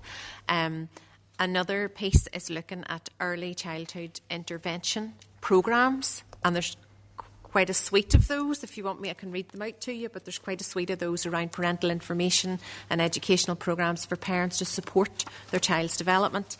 A targeted programme for 2 to 3 year olds with emerging special educational needs. Piloting of an early intervention and assessment centre approach. So you don't want to stop me there. Janice, yeah. You know, this issue of pilots, I know Nick raised it as well. Surely we're at a stage where there has been enough research done, enough evidence in terms of, you know, best practice internationally and so on, that there's no real need for pilots. We know what needs done, and the funding should be directed, you know, where we see it working elsewhere. So why are we still using these pilots? I think it's important if I come in. So first of all, I think whatever we do, Pat, it needs to be based on empirical evidence that we can gather. That's what I'm saying. Is there not enough empirical evidence there? I think if we were to do some of these on a wholesale basis, it would be disingenuous to the rest of the plan. We wouldn't be able to deliver anything else in the plan. So we need to be able to look at this to make sure, well, which of these things, when we talk about shifting left, which of the things, if we take early childhood intervention, which of those things is liftable and scalable that will have the biggest impact? Now, we won't have an empirical research study that will tell us that. We need to be able to trial and test each of those interventions to know at the end of that short period of testing what delivered the best outcomes for those children. How scalable is that, and how much would that cost to roll out for all 2 to 3 year olds or all early years settings? Or should all children with emerging special educational needs go to an assessment centre? Is that the right thing to do? We'll have good evidence out there that'll say assessment centres work. They might work in one country, they won't work in another country. And that's kind of my background as research. So it might work in one context but not in another. So why would we not look at that approach here and say, well, actually, did the parental engagement programme work better than the 2 to 3 year old programme? Do we put the whole scale investment in there? Or do we put the whole scale investment into actually all children attending assessment centres, because that yields the best outcome for them, for their families and for the system? But we need to be able to measure that. If we do it on a wholesale level, we'd only be able to do one of those things and nothing else, which wouldn't be transformational. Yeah, I'm not going to dwell on the issue. I just believe that there's enough empirical evidence out there, whether it's on the island of Ireland or on these two islands or internationally. You know, there are universal principles there in terms of educating children with special needs and supporting children with additional needs. But let's leave that there anyway. The Reform Agenda and Delivery Plan talks about phasing out supernumerary. Can you it also talks about taking a SEN first approach. Yes. So can you tell us when this is going to happen? So you'll be aware, part of the history of the supernumerary status for children with special educational needs. So that was something that the Independent Review of Education had pointed out, and I'm going to tackle the two things together. Where SEN First was iterated was in the Independent Review of Education. They used that in the context of the supernumerary status for children with special educational needs. Where we also saw SEN First appearing as nomenclature was in the area planning space. So as a department, I'll come back to supernumerary in a second, as a department, our SEN First approach is actually multi-layered. So we have the Special Education Strategic Area Plan, which is the first ever plan for special educational needs from an area plan, strategic planning point of view. The operational plan has now been released by the Education Authority, which takes a priority approach to special educational needs. If you look back to previous operational plans, all 6 of them, you'll actually see... Is a priority approach the same as a SEN First approach? Well, or is there a difference? Well, SEN appears more in that operational plan than anywhere else in the plan. So previous operational plans, it didn't appear at all. So it has now appeared. So if we take the CSAP, then the operational plan, then we take a look at the supernumerary the SEN Capital Investment Programme. There's another SEN First approach because there had never been a separate capital investment strand for special educational needs. The Programme for Government now has special educational needs in it. That's another element of SEN First approach. We have a separate and distinct Reform Agenda and Delivery Plan, which the Minister announced prior to the overall Transform Education, Transform Ed, NI. So again, SEN has been given a profile there alongside the overall education strategy that the Minister recently announced, and the two will run alongside in close collaboration with each other. And then in terms of supernumerary, so the Minister has recently given approval, and that sits with my area planning colleagues, so I just kind of don't want to step over their ground. It used to be my old hat. But the Minister has given approval now to start that process, as outlined in the Independent Review of Education, to start to phase out that supernumerary status for children with special educational needs. So the consultation, I think, is due to go out, if I'm right, please don't quote me, in April. And so that's underway. Okay. Just one final question. Very, very briefly, Deputy Chair. Yeah. Thanks, Chair. We asked the departmental officials, we've also asked EA officials, how many allied health professionals are actually working within the education system, and where are the gaps within the system. And none of them have been able to tell us. And the allied health professional body, I forget the name of it, were also asked at a recent committee meeting, and they didn't have that information.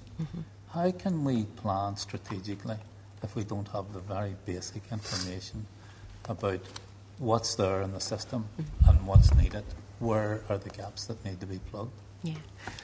So from our point of view, brief answer, I'll try and keep it brief. Because it's health or the department that do need to answer the question. They have responsibility for allied health professionals. But from our point of view, we certainly know how many children in our system would require input from speech and language therapy, physiotherapy, that's all identified in their statements and as recorded in SEN and medical categories. So we would certainly know what our population looks like.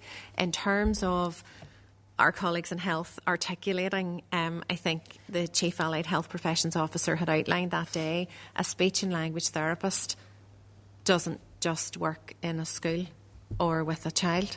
They work from cradle to grave, as she said that day. So it's hard to assess, well, how many children are being seen in school. Could be a one-off appointment. In a school, could be a series of appointments, but that child could be getting seen at home. They may be leaving school to do a session at home with their speech and language therapist or their OT. They may be going into a clinic for a joint session with a speech and language therapist and OT. They may be seen as part of the child development clinic.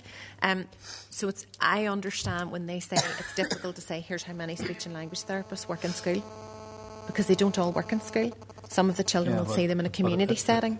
If you know how many children, if X children require speech and language therapy, then you will also know that you need Y number of speech and language therapists. Would you not agree with that? But some of those children that may have speech and language outlined in their statement may already be seen by a speech and language therapist in one of those contexts. In one of those settings. They may be in a special school where they may or may not have regular access to a speech and language therapist. They may be attending, I'm repeating myself, child development clinic. They may be seeing a speech and language therapist in their home. May not be in school. The number of times is that health will have that information, and it still is something we struggle to understand why that isn't shared between the two departments, and we would really like to see progress on that. But Deputy Chair, if you want to make any, we know how many in terms of the RISE NI model because we fund that. So the RISE NI model, we know how many speech and language therapists work in those RISE NI teams. Okay, thanks for that. Thank you. Still unclear. Kathy, thanks, Chair. I want to go back just on to one of the points that the Chair raised with the local impact teams, and specifically the literacy support. There seems to be confusion out there as to what that, like we were talking there about how this will feel different. There's schools out there who are telling us that it already feels different in terms of the intervention that they're now getting. So whereas it was 1 year possibly intervention, it's now, and correct me if I'm wrong here, it's now 12 weeks intervention from a literacy support, which actually breaks down into 8 sessions. So a child is now gets a referral, and it's 8 sessions. What evidence or where has that, how has that decision been come to stop like a 1 year intervention to 8 sessions? Again, thank you. That is very operational for the Education Authority. They've developed their models around local impact teams. I know they've given us the assurances that they've looked at all of the emerging evidence around what is best practice. It would only be conjecture, but I would suggest that what they're trying to do, and which I would very much welcome, is to put a focus very much on the regular oversight and monitoring of a child's progress. Okay. So if it's broken up into 12-week blocks, that they would be consistently reviewing that child over that period of time. So but it really is for the EA to go into the detail as to how they have come to that And I model. understand that, but surely if we're talking about the SEN transformation process, like these are the elements of it that we need to be understanding. And there will be elements within that are very clearly for the EA to lead on. So I'll give you an example. There's a parent has contacted me whose child has received one of these 8-week sessions. They were referred. Yeah. They got the support. Very happy with that. The child was clearly making some progress. Mm-hmm. They were assured, don't worry, it's okay. At the end of this, you'll be able to re-refer and get more sessions of this. The literacy support worker has clearly said this child needs more intervention, needs much more support. But the school has been told, no, that's under this new model, that is not possible. The school now has to do 2 blocks of these sessions themselves. The SENCO has been told that they have to deliver these 2 sessions until they have an opportunity to be re-referred. So that parent is now saying, okay, and my child now is not going to get any more one-to-one literacy support until next year. How much are they going to fall back? Mm-hmm. Now, the SENCO is then saying, like Janice, that child that you're talking about throwing the chair across the room, that SENCO is having to deal with that child, is having to deal with the parents, is having to deal with the referral system that there is now. and does not have time to deliver that one-to-one session. Plus, she doesn't feel like she's adequately trained to do that either. So how we're talking about this feeling different, and I'm only relaying what I'm being told from schools. This has to feel different in a positive way, not in a negative way. Absolutely. Yeah, how do we... Well, we can certainly take that instance back and speak to the Education Authority about it. I'm not sure, Julie, can you offer any greater insight into, you know, that issue in terms of the 12-week cycles and our children not allowed, you know, if they need it? If I could just come in to add to it, I mean, I've had contact from people working within the literacy service in EA concerned about the 12-week approach. And this issue has been raised with the department, but as we said, it is an operational matter for the Education Authority. How they, I'd say, based on research, they are obviously moving to the 2 blocks of the 8 weeks or 12 weeks, and they're changing the model from one-to-one support to maybe classroom-based literacy services. But you know, we can take a look. We can go back and take a look at it, but it is an operational matter for the EA how they deliver the services. And I understand that it's an operational matter, but surely the department has the overall responsibility for this. Absolutely. We can certainly seek assurances, because from our perspective and what runs through the reform agenda is what's making a difference to children. So we can be seeking that assurance from the Education Authority in terms of a child's, you know, their reviews, their progress, and what barriers, as you've articulated, there could well be to a child accessing further support to help them to continue to progress. So we can take that away. I would appreciate that. One of the things that I suppose feedback is coming is that schools very much feel now that these local impact teams are actually, and we'll take the literacy support as an example, those employees, what we're being told is that they're going from 5 days out in schools to 2 days out in schools. 3 of their days now will be training, and will be training teachers about this. Understandably, you can see how schools are now going, okay, so you're pushing all this back on us. We are dealing with these 15, 24 things. What resource, what support are we going to get to be able to control this? Is there any assurances that you can give to those schools and those principals now that that's not taking place, or if that is the case, what support are we going to give? And I think this is to one of the biggest challenges we're facing as a system. As Janice has set out, the profile of our children is so different today than what it was even maybe 5-10 years ago. And we know that 1 in 5 of our children in every class will have some sort of a special educational need. When you look at the categories as well, you will also see the categories where there has been the steepest rise. Literacy is one of those. Now, we have 2 choices. We keep delivering the model we have been delivering, which, let's be honest, clearly hasn't been working if we're seeing rising issues with literacy. And this harks right back to how our teachers are educated, because it asks fundamental questions. If you're graduating as a teacher and you know that 1 in 5 of your children, at least 1 in 5 of your children, are going to have some sort of a special educational need, it's reasonable to expect that there'll be children with literacy challenges within that.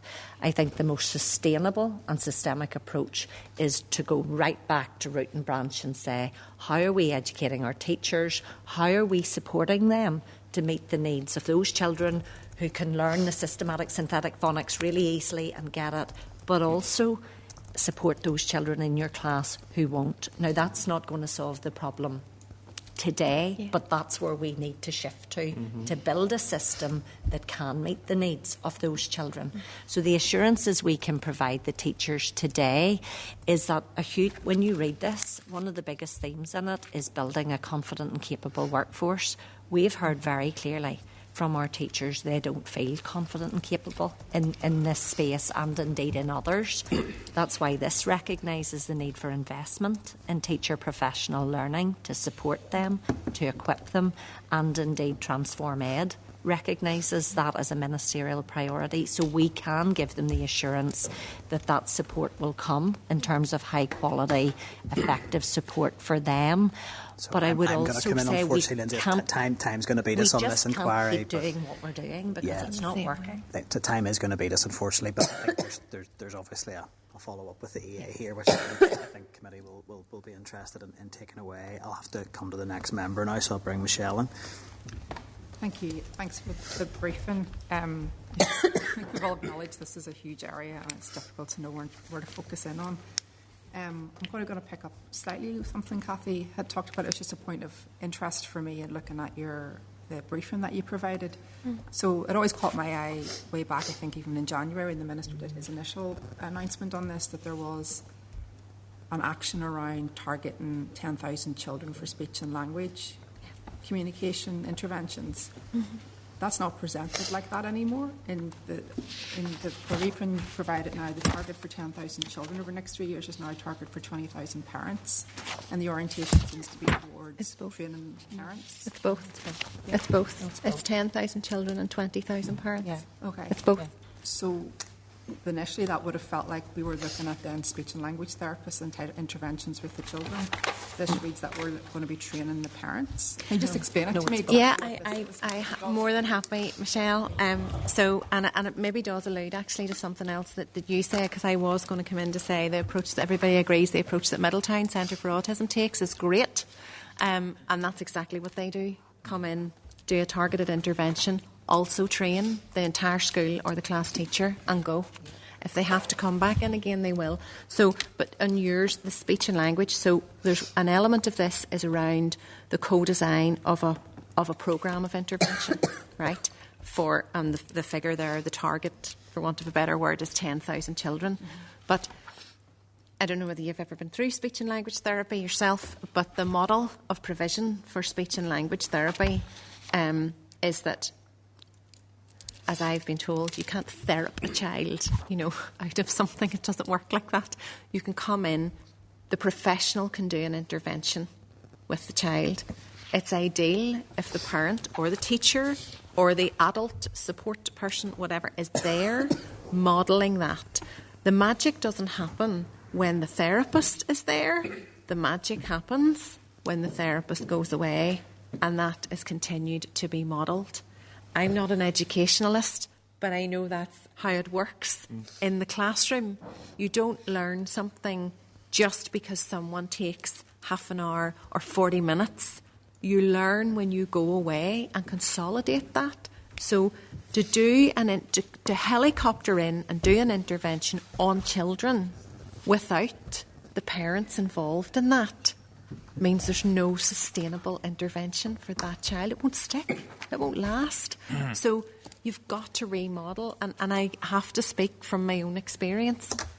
Speech and language therapy can come in once a week, once a month, once every 6 weeks, and see your child for 40 minutes and model an intervention, whether that is first and then, whether that is objects of reference, whether that is pointing and leading or matching. So dinner time symbol is matched to the dinner table so the child knows to sit at the dinner table. Then you start to model the words. If as a parent you can't carry that forward after the half an hour that a speech and language therapist has spent with your child, that won't stick. It's not a sustainable intervention. It won't actually move the child on.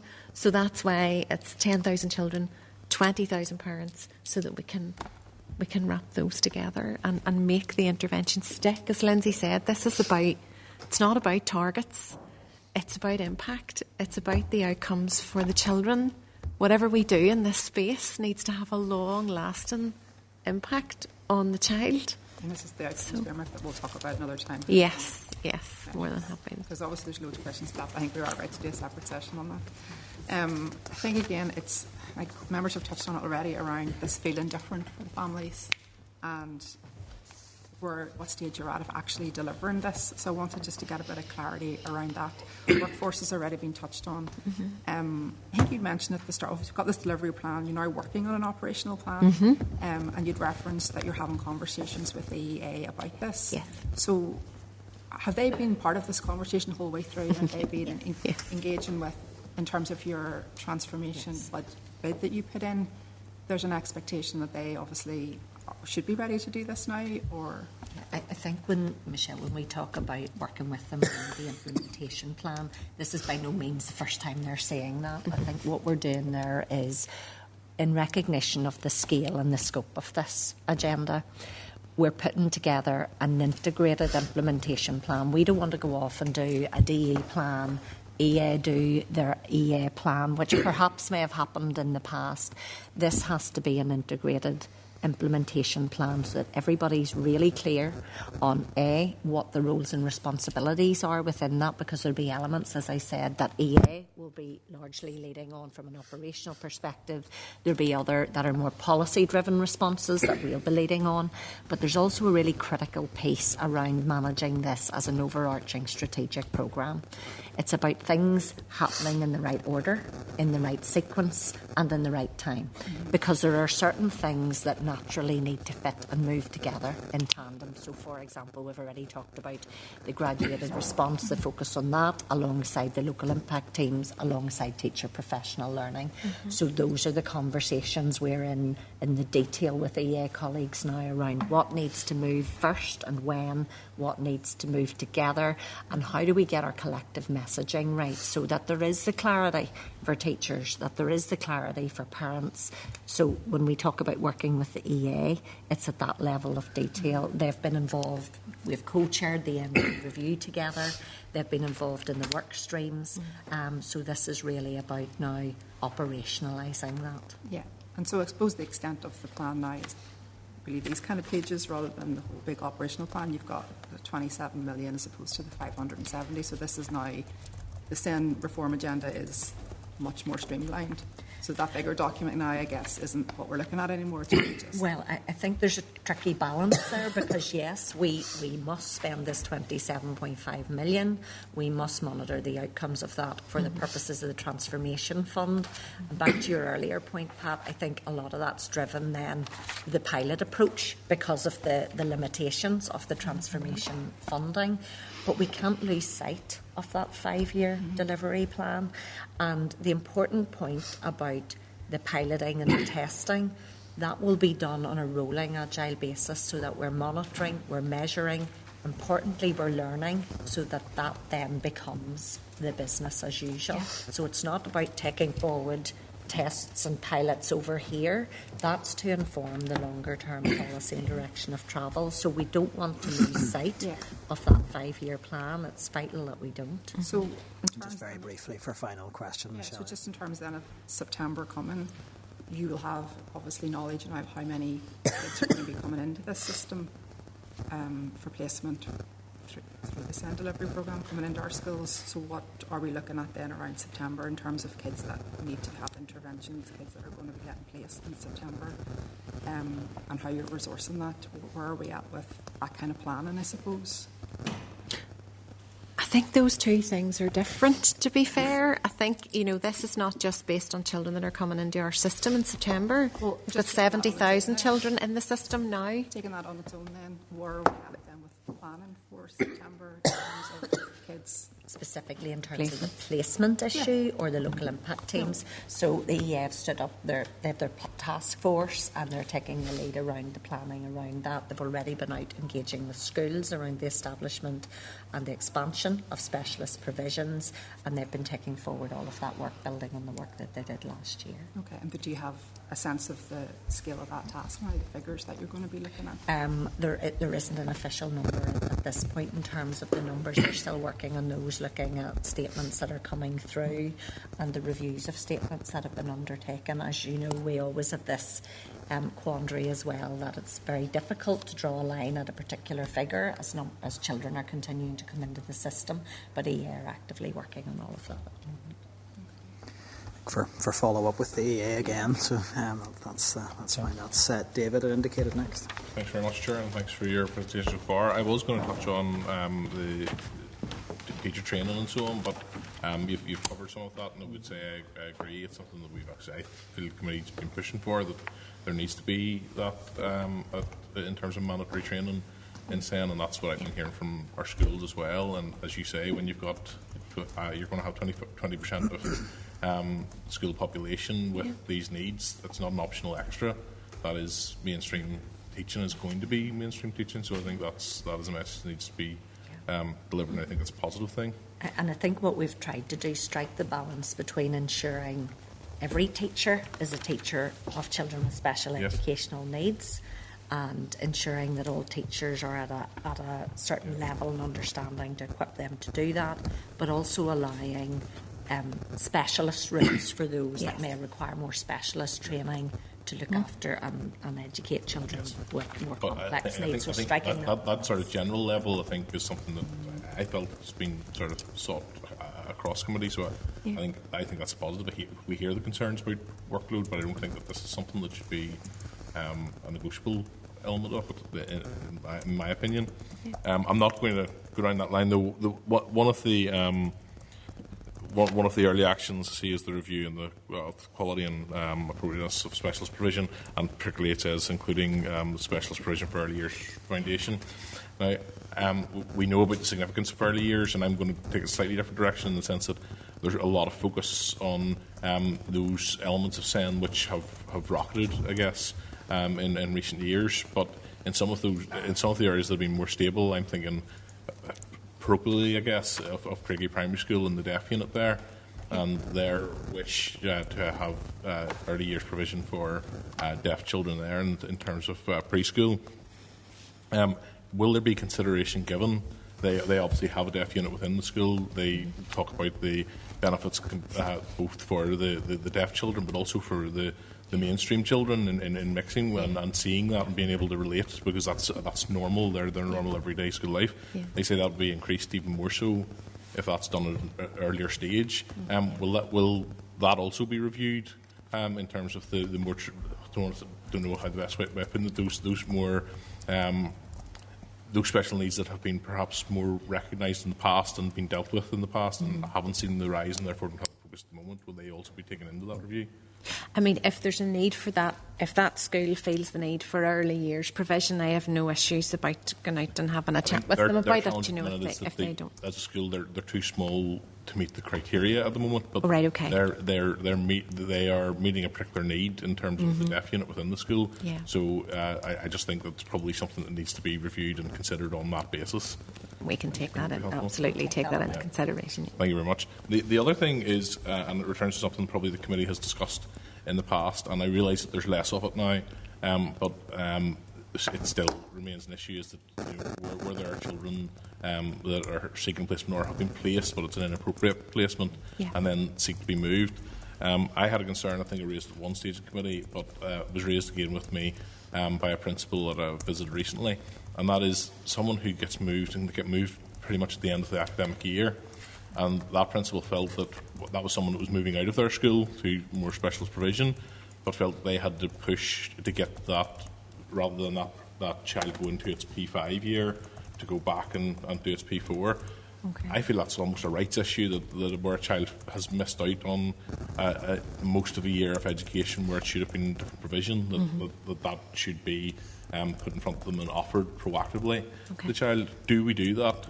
Can we be assured that children who do miss out on a significant amount of education are offered the opportunity to catch up on that and not just sort of progressed along the chain to move them along? So I think in terms of if that's a child with a statement of special educational needs, so I don't know the circumstances of the individual child, the policy around overage retention is always there. Right, so if it's deemed that a child needs to have an additional year or needs to move back a year, that's always been there for all children. Yeah. For children with a statement of special educational needs, that annual review of their statement, when we talk about in the delivery plan about the importance of the statutory assessment and review process, so it's not just about getting a statement, it's that review of that statement is a vital piece of information. So, you know, if it's found that the child potentially would benefit from, and there are a lot of considerations there around a child, instead of, if I understand it, you know, going into P5, Key Stage 2 provision, or spending an extra year in P4, the educational psychologist would be a person who would be able to assist in the annual review if the school have said, look, we feel that this is something that needs to be looked at, and also in consultation with the parents. For children with a statement, there's always that sort of triad approach between the parents, the school, and I'm probably not using the right word there. The parents, the school, and the child. The voice of the child also is very important, because sometimes if children have developed in that peer group, moving them back actually might not be the best thing for them educationally. So for children with statements, it is about the individuality of the child and their circumstances and doing what's best for them, taking account of all of the information from the school, the SENCO, the parent, the EA, the educational psychologist. No, I appreciate that, and I knew there was the ability for it to be done. I just wanted to make sure that it's something that is appropriately considered as a choice for the parent or the child, where they feel that there's been a significant amount of education missed, that people aren't just being progressed along, because I fear that they'll never catch up if they haven't been getting that appropriate education at the time. Thank you. Thank you, David. Peter, you're Thank you very much, Chair, and thank you for your presentation. I just want to start by saying, and something the Chair raised, I was really impressed earlier on when senior staff at the Academy just showed us around how they do special educational needs, and I would, if you haven't already, or maybe colleagues in EA haven't already, I just really encourage you. It seems a little bit like the boys model, if I can say that. I don't know if it's the same, but it's a really interesting piece of work, and I would certainly encourage you, if you get space, or even to encourage EA colleagues to have a look at that.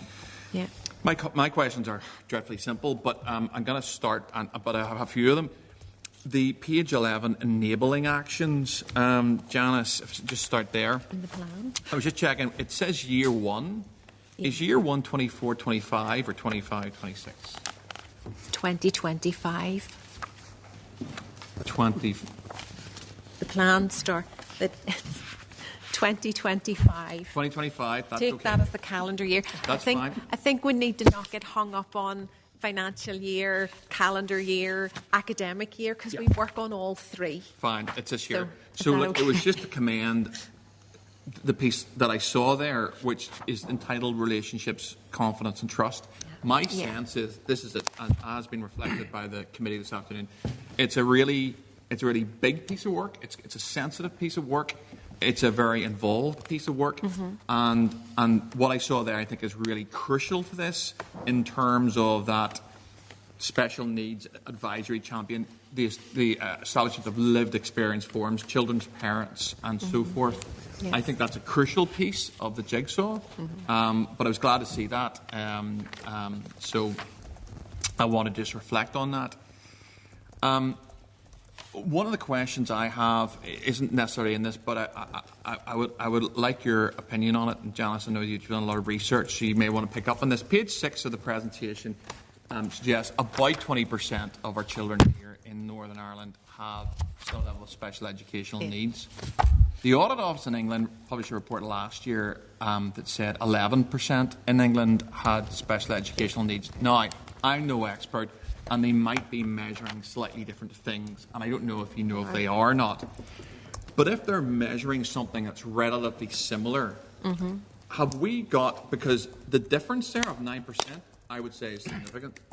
Has the department or the Education Authority ever thought of commissioning a piece of research? Maybe you have the answer ready, but to find out why, if the way of measuring those figures are the same, and there's a differential of 9%, I'd be interested in knowing why that is, and whether or not there's anything that we can do to address that in terms of even earlier interventions, whether that could just be health prevention, thing in for like prenatal sort of stuff. Can I ask you to reflect on that? Okay. So it's a huge question. Peter, I'll be really quick. He had lots of questions, so maybe I'll be really quick. Really quick. As brief as possible. Long story short, they're measured completely differently, so they're not comparable.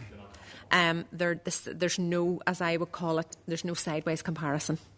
I know it's tempting to make it, but it's different. The recording practices are different. And the definitions around special educational needs are different. So that's answer number one. Answer number two, have we ever considered doing a piece of research? Has the EA, I don't know if the EA has considered doing a piece of research. Is it something that we're well aware of and appropriately caveat I think when we put those figures beside each other, yes, we absolutely do. Our legislation is different as well. So the legislation kind of sets out how we categorise, how we record, how we measure, what we report on, so that's why they're different. Shortest answer I could give you. And I've been to Bangor Academy, yes, in my area planning days, so I'm well aware of the provision that's here, and the cubby. And it's fantastic. So the next one is the number one, 570 million over 5 years was a figure that was in this. Yeah. I'm going to make an assumption that is year-on-year bidding for that. That isn't something that you've had a guarantee on. No guarantee. So just to be clear, you're going to bid to finance year-on-year for an additional, whatever that percentage is. Say it was 100 million a year. Yeah. That's on top of the baseline, and it's on top of any requirements that are currently required for special educational needs in Northern Ireland. Yes. Right, so to be clear, at the top of the 2.8, going to finance to actually make this work. Yes. That's fine. Then I think my last question was around the transformation fund and the 600,000, which seems a little bit crazy. So you guys basically have got 25 days to spend £600,000. Is that right? Yeah. The figure's right. So how did that? I mean, the transformation fund. Am I right in saying that's mostly run by the Northern Ireland office and Hawks? Is that? Are we talking the same thing here? Public sector. Yeah. Yes, that's charity. Okay. So, did they give you an indication? Does that go back? It seems. Does that go back to the centre? What happens? That it's not. It's nothing to do with you guys or your fault. I'm just curious what happens at 600, because you will. I don't know how much you'll be able to spend, but it will be an underspend. What happens to that money? Well, we've been given a level of assurance that we can roll that we will be able to roll, but we will have to declare it as an underspend. But given that it is within that transformation pot, I think there is a bit more flexibility. But I can't say any more than that. There's no concrete guarantees, but that's certainly the indication that we've had, because we were only informed on the 4th of March. So I was just concerned, difficult to reprofile.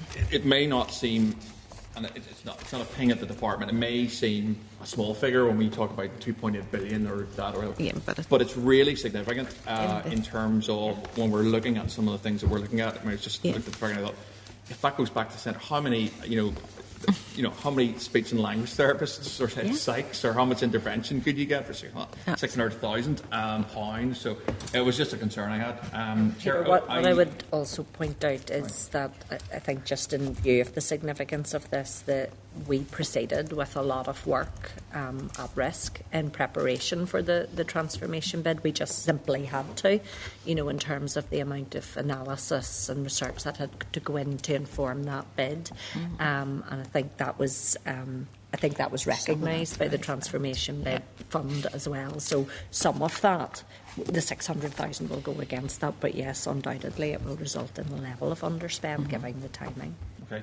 One more that I just wanted to highlight, which was on page 19 of your presentation. This is my last brief, Peter. It'll be the briefest question in the world, Chair. No, but it really will need to be very brief. Absolutely. So it's just a line there. The estimated capital requirement over the next 10 years is around £1 billion. Okay, just one line in there. Oh, right. That's 100 million a year. I've raised this before. You guys aren't capital, but you might know this. What is the department's capital budget at the moment for everything? You've got a ballpark? Actually, the answer to that, Peter. It might be one. I think in terms of stability, it's about 85 million or something like that. I mean, that's actually year on year more than the department gets in capital, in total capital. Yes. Again, I want to be clear about this. That's money that you will have to bid for year on year to make this plan work, based on need and based on the amount of both standing up new special schools and new special provision within our schools in Northern Ireland to reflect demand. Yeah. All right.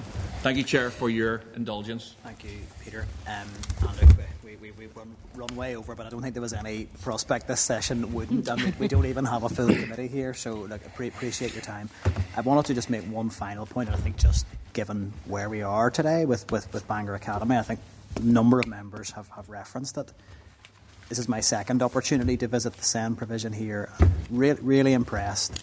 And what I think has impressed me has been the proactivity of the school.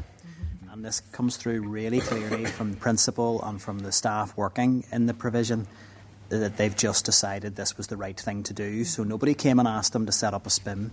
Nobody came and said, look, really, you'd help us out if you could do this because we're under a lot of pressure with placements. School has identified that the nature and the complexity of the needs coming through and has designed a provision that works, and they've made it work. And it shows to me that it can work, that when the leadership of the school wants to make it work and when the staff are brought in and you employ the right staff. I mean, I was really impressed to see that for those year 8s coming into their specialist provision, it's actually primary trained teachers who are coming in with a nurture-based approach for those children. And when I asked, what's the attendance like? Have you got all of these issues around emotional-based school avoidance? I'm like, no, attendance is good. Yeah. So I suppose I just wanted to leave it as a comment. If a school can do this without really anybody saying to them, come and do this and we'll give you money to do it, they've just made it happen. Certainly at post-primary level, there seems to me to be a model. Boys' model's been referenced already. I'm aware of other schools that do similar things. Yeah.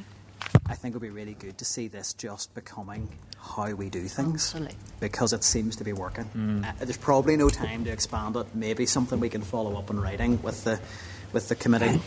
I think what everybody was referencing as we walked around the building was just that concern that you could present this to a school as a model and the school could say, no thanks, not for us. And that's the concern. There's some really good practice out there, but we need to find a way that the department can actually lead, making it mainstream, making it the normal way we do things. And I just think there are some of our schools that are not there on the journey. And maybe that's something in the delivery plan isn't really reflected, that we need schools to come with us on this. So I'll leave it at that, but maybe one to pick up in future, unless there's a very brief comment. I would just totally agree with you around that, and I think as we're out visiting schools all across the country, we see that good practice. But we also, on the flip of that, hear legitimate and reasonable concerns from other schools that either don't know what good looks like or don't feel confident and equipped to deliver it. And I think that's where we would exhort the system as a whole, and in working with the EA, to embrace greater flexibility in models of practice. It's important. Quality lies at the heart of anything, and I think we all totally agree with that. It's about what's best for children and young people, but sometimes it is not a one-size-fits-all, and it has to meet the context and circumstances of schools. And that would be a clear message that we're working with the Education Authority around, both in terms of the establishment of specialist provisions or whatever they might be called, because I've heard the same criticism, but also when it comes to the support for children in the classroom, we need to create the conditions whereby schools organically are delivering this. And we believe getting those messages from their peers are much more powerful than us telling them to do. Absolutely. And again, it's all around, often school leaders and teachers don't have the time to go out and see good practice, and then we know all of those pressures. But I will leave it there. Thank you for your time, and we will absolutely be in contact around further evidence sessions. Thank you. So we are up against it on time. I think it was always going to be the case with the nature of the briefing today. I just want to suggest, in terms of follow-up actions, a couple of things that came through very clearly. I think there were a number of issues that were flagged up as operational matters for the EA, specifically around the operation of the local impact teams and all of those pupil support services that go with that. Would members be content to as a fairly rapid action, I think, to get EA in to give us a bit of the operational perspective of where this is at, because that's going to be the crucial aspect around making this work. Are we content to add that to forward work plan as a priority? Is there anything else that members identified as an action arising from that session they'd want to pick up, or anything through the clerk that isn't covered by maybe a lot of those issues that came back as operational for the EA? Yeah, perhaps just to maybe get confirmed in writing that sense that the officials had about the 600,000 transformation. I think some clarity around the 600,000 would be welcome, and it would be absolutely criminal if that went back to either the centre or to Treasury. So to be fair, it wouldn't be the witness's fault or the department's. And I wasn't suggesting that at all. I think it is the timing of when this money has landed. That it's absolutely clear that money is needed to deliver SEN transformation, so let's keep it where it needs to be. So I would be fully in agreement with that if members are agreed. Right. Okay. I would also just want to suggest that, and they're here now, but I think, given where we are, I think it would be appropriate to send a formal letter of thanks from the committee to the school for giving us the insight they did today. It was really, I think it was beneficial to everybody. So that's agreed. Okay. So that brings us to item 8 on the agenda, and it is the Teachers' Pension Scheme Amendment Regulations NI 2025. So that's a statutory rule that is being brought to the committee today. So if we could bring witnesses through. There's a range of material here in relation to this briefing. So we have a briefing note from the committee clerk at page 25, Department of Education briefing paper page 28, report to the Assembly on the statutory rule page 35, Teachers' Pension Scheme Amendment Regulations 2025 at page 43, and the Teachers' Pension Scheme Amendment Regulations Northern Ireland 2025 Explanatory Memo, page 46. We have an SL5 for the Teachers' Pension Scheme Amendment Regulations 2025 at page 50. And then we have the 35th report of the Examiner of Statutory Rules at page 47 of tabled papers. So a lot to get through there. So first things first, thank you for your attendance today. Just like to welcome formally Mark Bailey, Director of Education Workforce at the Department, and Brian Quinn, Head of Teachers' Pay and Pensions Team at the Department. Apologies. Following a briefing on SEN transformation, we were never going to get you in on time, so really genuinely apologies for the wait, and thank you for your patience to come before committee today. So the purpose of today's session is to scrutinise the secondary legislation coming into force on the 1st of April, and we've referenced what that legislation is. Officials will brief us on the nature and purpose of the regulation that's coming into force. There may be some questions around industrial relations issues in the mix, but we understand in terms of where things are at, there may be a limited amount that you can say. So I suppose I'll just, before your briefing, which we would ask you to present of up to 10 minutes, I did just want to sort of raise at the outset that it would have been the committee's expectation that the SL1 would have been brought to the committee before the SL5 was laid with the Business Office, just to give committee time to understand the purpose of the regulation coming in, and to carry out any scrutiny work, any stakeholder engagement that might have been relevant. Now, I hope that the issues here will be straightforward, and that we will be able to proceed without any issues, but just in terms of good practice, it would be our understanding that should be the process, rather than being laid at the same time, as it hasn't given the committee any opportunity to do any sort of wider engagement or reflection on it before it was laid with the Business Office. So just to make that, perhaps that's something you can speak to around the timing of just how this has landed. But that aside, I'm happy to hand over for any initial remarks, and then we can move to questions. Now, we don't have quorum at the minute. As long as we have quorum for any... We have quorum for a briefing. For a briefing. To receive the briefing, it's fine. And then Michelle will come back for by the time any, the committee needs to make any decisions. That's perfect. So over to yourselves. Thank you. Okay, that's fine. Thank you, Chair. And thank you for the opportunity to provide an update on the proposed Teachers' Pension Scheme Amendment Regulations, as you've seen. And I'll touch briefly on the industrial relations and teachers' workload and pay matters as well. No need for introductions. I think you've already introduced us, so thank you. So I'll maybe start off by asking Brian. Brian is our head of teachers' pay and pensions, as you know. So I'll ask Brian maybe to give you a brief update on the regulations and maybe pick up on that timing piece as well. So. Okay, thanks, Mark. The regulations introduce a small adjustment to rebalance scheme member contribution tier rates for the Northern Ireland Teachers' Pension Scheme and the NITPS. NITPS is a contributory scheme. Members and employers are required to pay towards the cost of benefits that the members build up in the scheme. The NITPS benefit structure requires 9.6% of pensionable earnings to be contributed by members collectively as an average, and that's referred to as the yield. Under the current contribution structure, the yield of 9.34% is being collected, meaning that the scheme has been running under yield. Treasury has instructed all public sector schemes, including NITPS, to take appropriate measures to ensure the target yield is collected.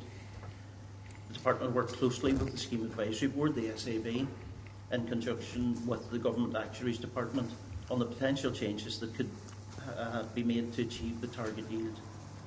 The SAB is a statutory board of member and employer representative organisations which provides advice to the department as scheme manager on potential changes to the scheme. Several options were modelled in line with the policy principle determined in consultation with the SAB, which included protection of the lowest paid, fairness for all members and sustainability of the scheme. Following consideration of the options that were discussed and modelled, the SAB recommended two preferred options accepted by the department as options upon which to proceed to consultation. The options being option 1, increase all but the lowest tier by a multiplier, in which case the contribution for the lowest tier remains fixed as it is at its current rate, and all the other contribution rates were increased by a factor of 1.031. Or option 2, increase all tiers by the same multiple, which would mean that all tiers, including the lowest tier, are increased by a factor of 1.028. Contribution rates, as contribution rates are a protected element under the Public Service Pensions Act, the Department notified those who are likely to be affected by the proposed amendment. A report accompanying the regulations has been laid before the Assembly as required by Section 22 of the Act. Following consultation and agreement with SAB, a public consultation on these regulations began the 18th of December 2024 and closed on 14th of February 2025. The Department received 7 responses to the consultation, 4 from individuals, 2 from teaching unions and 1 from a representative body. While both options 1 and 2 were recommended by the SAB as viable options, there was a weighting towards option 1 from respondents. As a result of the consultation, the Department determined option 1 as the most appropriate way forward. The option 1 contribution structure meets the key objective of achieving the target yield whilst minimising increases for teachers on the lowest incomes. The structure also delivers on the fundamental policy principles of minimising the risk of opt-outs from scheme members, ensuring that the scheme remains sustainable, a valuable part of the overall reward package for teachers and affordable to all members. The SAB will be asked to keep the contribution rate under review, and should yield increase above the required level of 9.6%, the Department will consider, in collaboration with the SAB, adjustments to decrease the contribution rate. A consultation outcome document has been published on the DE website. The regulations remain as consulted on, apart from minor technical updates suggested by DSO, and the Department uses the enabling powers conferred by Sections 1, 2, 3 and Schedule 2 of the Public Service Pensions Act to make this statutory rule, which is subject to negative resolution. Just in terms of the timing, I have to apologise to the committee for the short time scale. We were running up against the clock in order to meet the 21-day rule, and all of the approvals from the Minister and from 2 different areas in DOF were required. So we had to just run, and all the approvals were got and the rule made within 24 hours. So there wasn't much time to give you prior warning. Okay. And I'll hand back to Mark. That's fine. Yeah. And we can always pick that up in the questions, Chair. So if you're content, I'll give a brief overview of the industrial relations issues and then obviously open it up to questions. So, I mean, I wanted to sort of explain a little bit about teachers' pay, the industrial relations and teachers' workload, because all 3 of those are very closely intertwined in the current engagement. So the committee will be aware that almost a year ago, back in April 2024, significant funding was secured to the restoration of the Northern Ireland Assembly to settle a long-running industrial dispute at that time on teachers' pay for 2021 to 2024. Industrial action ceased last April, and a backdated pay award was implemented shortly afterwards. Now, teachers' pay runs from September each year, so the latest pay deal for 24-25 was due from the 1st of September past, and departmental officials have been engaging really proactively with the Teachers Negotiating Committee, or TNC as we'll refer to later, to work towards a pay settlement this year.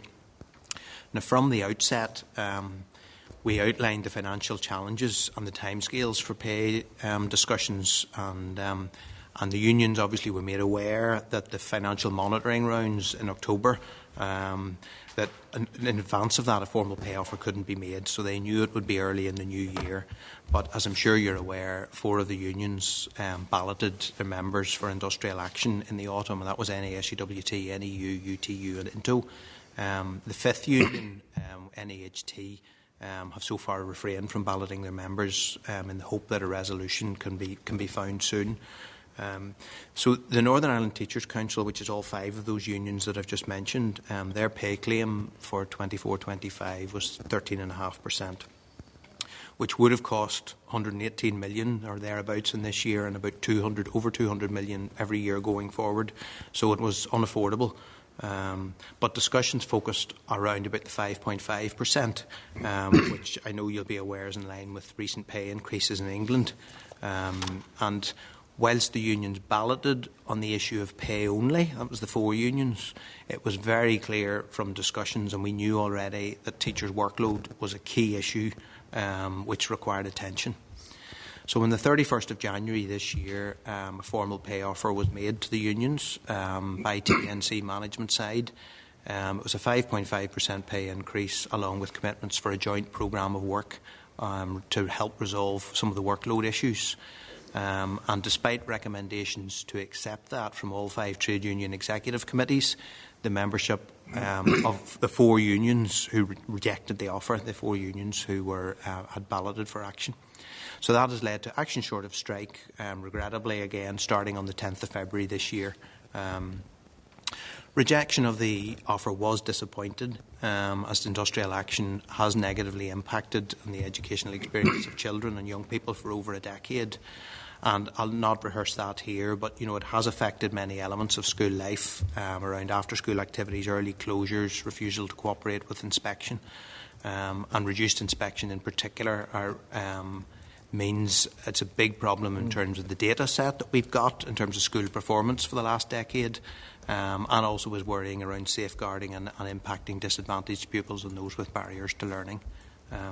So just to conclude, really, in going forward, management side recognises there are genuine workload concerns which clearly need to be addressed, and we have been and will continue to engage constructively with the unions. And since that offer in January, which was rejected, a revised comprehensive pay offer was made on the 18th of March. That was just last week.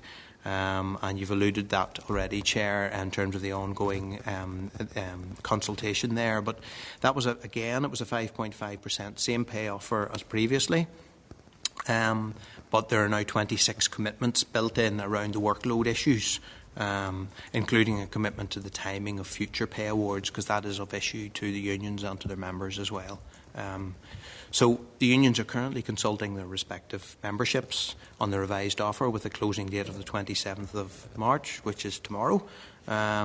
So I just want to reassure the committee that every effort is being made to try and progress this in this financial year, which finishes on Monday, as you know, which is why there's such a compressed timescale in terms of this latest consultation. And we really want to make every effort to deliver a fair and reasonable pay settlement that we can afford, and also then to come out of that action short of strike, which has been endemic for quite a while, to prevent any further negative impact on children. So that's really our oral briefing, Chair, which covers obviously the statutory rule and the teacher pay as well. So happy to receive any questions that you might have. That's fine. Thank you for your presentation. I suppose you've addressed, Brian, the issue around the timing. I don't want to labour the point on that. I think really it's just to make the point, just building in that bit of time before the statutory rule itself is laid with the Business Office, just to have given the committee that bit of time to have done any back and forth engagement around any concerns with yourselves, or to engage with stakeholders, hopefully, and we'll see how the discussions go. There shouldn't be any major issues with this, but we'll see in terms of other members' feelings on that. So I just wanted to ask, in terms of the statutory rule itself, just a quick question in terms of the requirement to make the change. Am I right in understanding that there simply isn't an option to not increase the yield? You have a requirement to bring that up to the level there is a HMRC are seeking? Treasury is requiring all the schemes. So the teacher schemes in England, in Wales and in Scotland are in the course of doing the same thing, and the other public service pension schemes in Northern Ireland are also all taking similar action. And you mentioned two trade unions responded, and you didn't receive responses from the other unions then? So, no. The response was quite disappointing. Although the trade unions are all involved in the Scheme Advisory Board and we're all sort of content with, I suppose, either of the options. But we did sort of send reminders out to unions a week or so before the closing date. But we only got the two of the unions responded. Well, I think given the nature of the responses that were received and lack of response from others, I don't think it would seem appropriate for the committee to speak on the union's behalf. So I'm certainly happy to take the assurance that there was. They may not have been delighted about the change, but an acceptance that it was necessary. The only other question I have, and you may not be able to answer it, and I may have understood how the system works incorrectly, so do correct me if I'm wrong, but is this something that you will anticipate arising again? So essentially, if those pension contribution bands, do they move up in line with inflation? If pay then doesn't follow that, are we going to be in a bit of a cycle of that if we don't get pay regularly being uplifted to reflect inflation? Well, yeah, I suppose these rates were set sort of back at the time of pension reform in 2015, and the assumptions regarding sort of pay and inflation have gone out of date since that. You're absolutely right. When we had 2 years when the inflation was like 10.1 and 6.7%, so the bandings for the contributions went up. If the bandings was 35 to 40% over those, or 35 to 40,000 over those 2 years, that would have gone up to being 41 to 47,000. So a lot of teachers were dropping onto the lower bands and paying less contributions. So your summation is accurate. And yes, again, I suppose were we to have high inflation outrunning pay deals, we could come to this again in another number of years. So definitely a note to make sure we get the pay issue sorted, perhaps, is the takeaway there. Hope Mark doesn't think that's friendly fire. It might be worth saying, Chair, too, that this typically it is over a number of years. It's not a very frequent thing because it's adjusted on a fairly infrequent basis, but absolutely it could happen. And in fact, exactly the same applies at the employer end. And I'm sure you're aware, but the employers are now paying 29.1%, so as opposed to the 9%. So, and I think members do recognise that and the benefits of pensions. So it happens to both employers and employees. Yeah, no, that's all noted. And I wouldn't have any further concerns I'd want to raise in relation to this. Look, just on the wider issues around industrial relations, I personally don't think it would be helpful for me to be asking detailed questions given where we are in the process, and we're right at the end of unions coming to their consultation periods. I don't think it would be right for me to try and influence that. But I suppose that the question I have is just really around the timescales that we're on here. So consultation periods close tomorrow. What is the window of time we are operating in? Is it a hard cut-off that if we don't have this accepted and over the line by Monday that the money is lost? Or is there any slack there to give us some time? Because obviously the clock is really ticking here. No, you're absolutely right. I mean, the unions will conclude at 12 o'clock tomorrow their consultation. We should know sometime in the afternoon. Don't know, it'll be later on in the afternoon. But contractual commitment has to be in place by Monday the 31st. For it to, it doesn't have to be paid clearly to people, that's impossible, but the contractual commitment and the agreement has to be in place. So it is absolutely doable, because what if the unions come back tomorrow, the NITC collectively, and accept it, then we currently have the only other approval that we require is actually from the Finance Minister, because you need to approve that. There's already a submission through DOF with the Finance Minister, and providing the unions say that they're prepared to accept it, and we as employers or management side agree to that, and there's an exchange of correspondence, that's effectively a contractual commitment. So it is possible to do it by Monday. So it's doable to turn it around. Could I just to get absolute clarity, if the response is not a unanimous agreement and the NITC are not in a position to endorse the deal tomorrow or Friday, I would assume, is the money lost to the system, or is there any sort of flex there to extend that time scale at all? the EA can technically accrue the money next year. So the EA, as the funding authority, there is a mechanism to enable them to accrue it into next year. But the problem we face next year, Chair, is it won't be affordable unless something happens in terms of finances. This year, it is affordable in this current financial year, and that's because obviously following, and I alluded earlier to the October monitoring rounds, and that there was a real boost in terms of obviously the October monitoring round, and the Westminster money was, because of the change in government, was greater than was expected for education and for others as well. And the EA and the department have done a lot of work to find the 5.5% in this year. So it is affordable this year.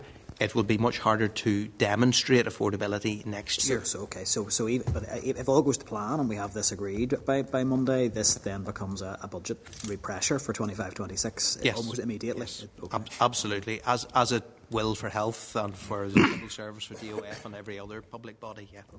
Okay. No, that's all from me. Deputy Chair, do you want to come in? No, I have no questions. Okay. Thank you. Okay. Any other members? No. Okay, well, look, that is the end of the evidence session then. Unless, Clerk, you're going to, I know there are actions we need to follow up from this in terms of the committee, but I'm just checking there's nothing else that we need to cover with officials at this stage. No. I'm content with that. So, okay, that's fine. So thank you for your time today. Thank you. So, members, given that there were no further questions, I just need to communicate at this stage that the resolution in question is subject to negative resolution, and it will become law as soon as it comes into operation date, which is the 1st of April. So I think when we originally received our packs, the examiner statutory rules hadn't considered the rules yet, but has now done so, and that should be in your table papers. And the examiner has confirmed that they're content with the technical aspects of the rule. I'm certainly content to proceed with no objection to the rule. I just want to check that other members are agreed, and then I can put the question along those lines. Are there any issues or objections anyone wishes to raise? No. So just to be clear, if there had been, the only option would be a prayer of annulment, and we do have up until the 20th of April to do that, but I don't think there's been any message communicated during committee to suggest that. So I will put the business office for Monday lunchtime. Yes, I think Monday lunchtime was the date we confirmed today in our discussion. That was maybe not a time scale we would want to be on. So I'll proceed then. So the Committee for Education has considered SR 2025/42, the Teachers' Pension Scheme Amendment Regulations NI 2025, and has no objection to the rule. Is this agreed? Agreed. Thank you. Okay. So that brings us on to item 9 on the agenda, which is correspondence. So we have correspondence at pages 52 to 206 of your packs and 55 to 59 of tabled papers. Those page numbers may have changed, but there's correspondence in your tabled papers. And a summary note is at page 52 as normal, with suggested approaches of how to deal with the correspondence. I'll raise any here that require a committee response or decision. Everything else will be as per the summary note, unless a member wishes to raise a specific item of correspondence. So we have item 9.4 on page 59, and that's correspondence from Gail Lynn indicating that the Scoil Spraga scheme will not continue during the 25-26 academic year due to funding challenges. And look, that is consistent with communications we've received from Gail Lynn in previous meetings. So, I would want to just put comment on record first. Look, it's incredibly disappointing, and I know a number of members have raised oral questions in the chamber on this, and the Minister's response has always been that he's engaging with Irish medium education groups. I think it's really important to have on the record this is not an Irish medium education group. This is a group who are actually bringing Irish language into all sectors, and I think that is something, given the committee's concerns that have been raised about pressures around teaching of modern languages, particularly in primary schools. Here is a group who are bringing ready-made resources into schools for use, and I think to lose that scheme and to lose those resources to the system is just so disappointing, and I think it would be really culturally enriching, aside from any curriculum benefit for schools across all the sectors to be able to engage with the scheme. So I would like to propose that we do write to the Minister, and I think many written written questions have gone in on this, and the Minister has advised, which is technically correct, that it is not for his department to fund, not a statutory responsibility.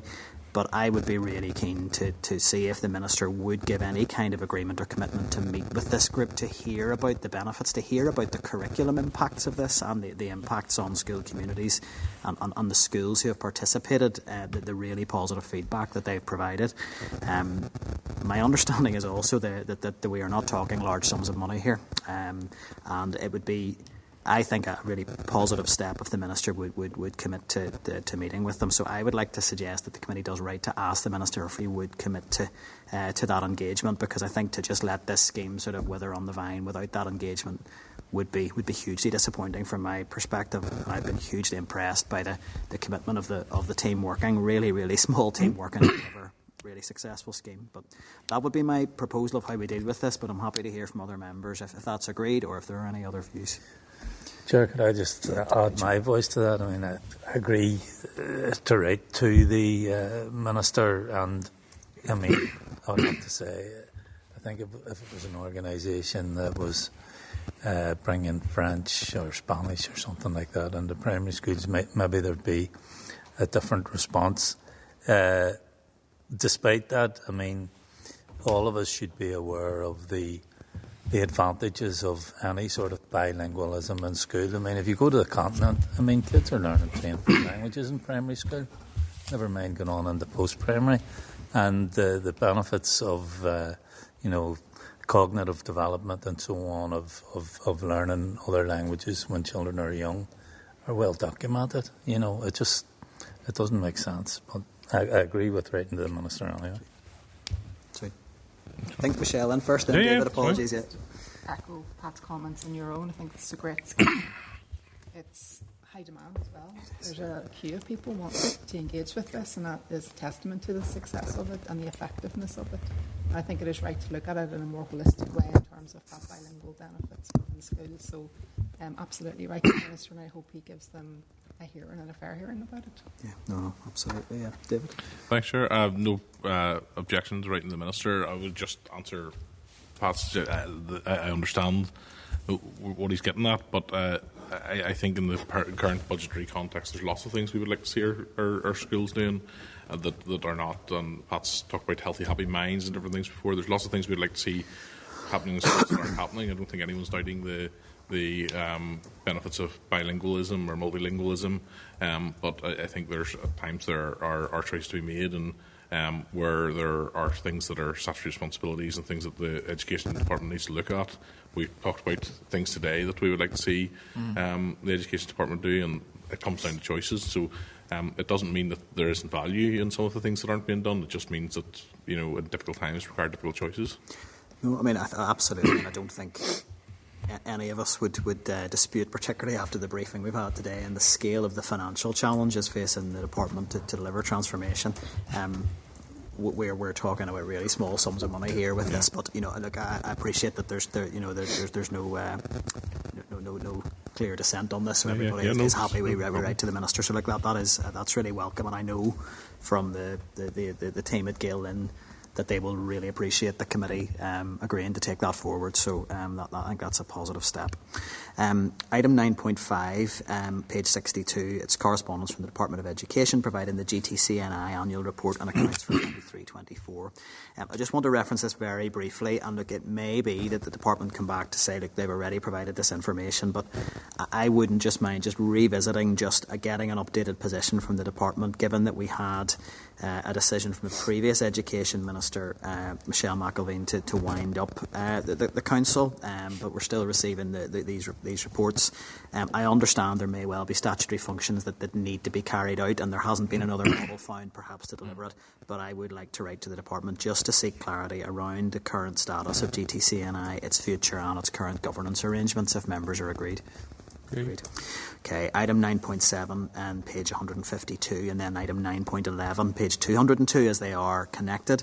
Responses from the Department of Justice and the Education Authority around the delays with Access NI checks. So Just to really quickly summarise, the Department of Justice states that there were no variations or interim arrangements in place for Access NI in terms of processing disclosure applications for non-teaching staff in schools, and they provide some figures around the turnaround times. It's currently 4 days upon receipt in Access NI, and 75% of those completed within 2 days. So I think it was yourself, Peter, had raised the concern, are there any other blockages? So fairly confident that looks like the blockage isn't there. And actually, I think, to be fair to the Education Authority, they're pretty clear this is a system issue with EA and schools around how this scenario has arisen. So they have set out some details around some work they've done, and we have had a decrease in the number of unchecked staff working in schools, 1,534 down to 545 as of the 14th of March. So, I want to put on record it's welcome that the EA has taken action. It's clear that there were issues around school and EA processes, and it's good to see that is moving in the right direction. However, I would say 545 staff who are not Access NI checked in our school system, I think, will be rightly of concern to anybody listening to this committee today. So I would want to propose that we write to the EA, we note the action they've taken, but I would want to note very clearly that if members are agreed, the committee concern about the numbers still in the system, and ask for a commitment from them then that we will get periodic updates on this to see what the direction of travel is. And I would suggest that that those would need to be fairly regular over the next. I would almost ask, over that at least monthly, we would be hearing from the Education Authority where this is going, because I am aware this issue had arisen in a previous year and we're back looking at it again. So I really do think we need to be clear that we have got a handle on this, if members are agreed. Agreed.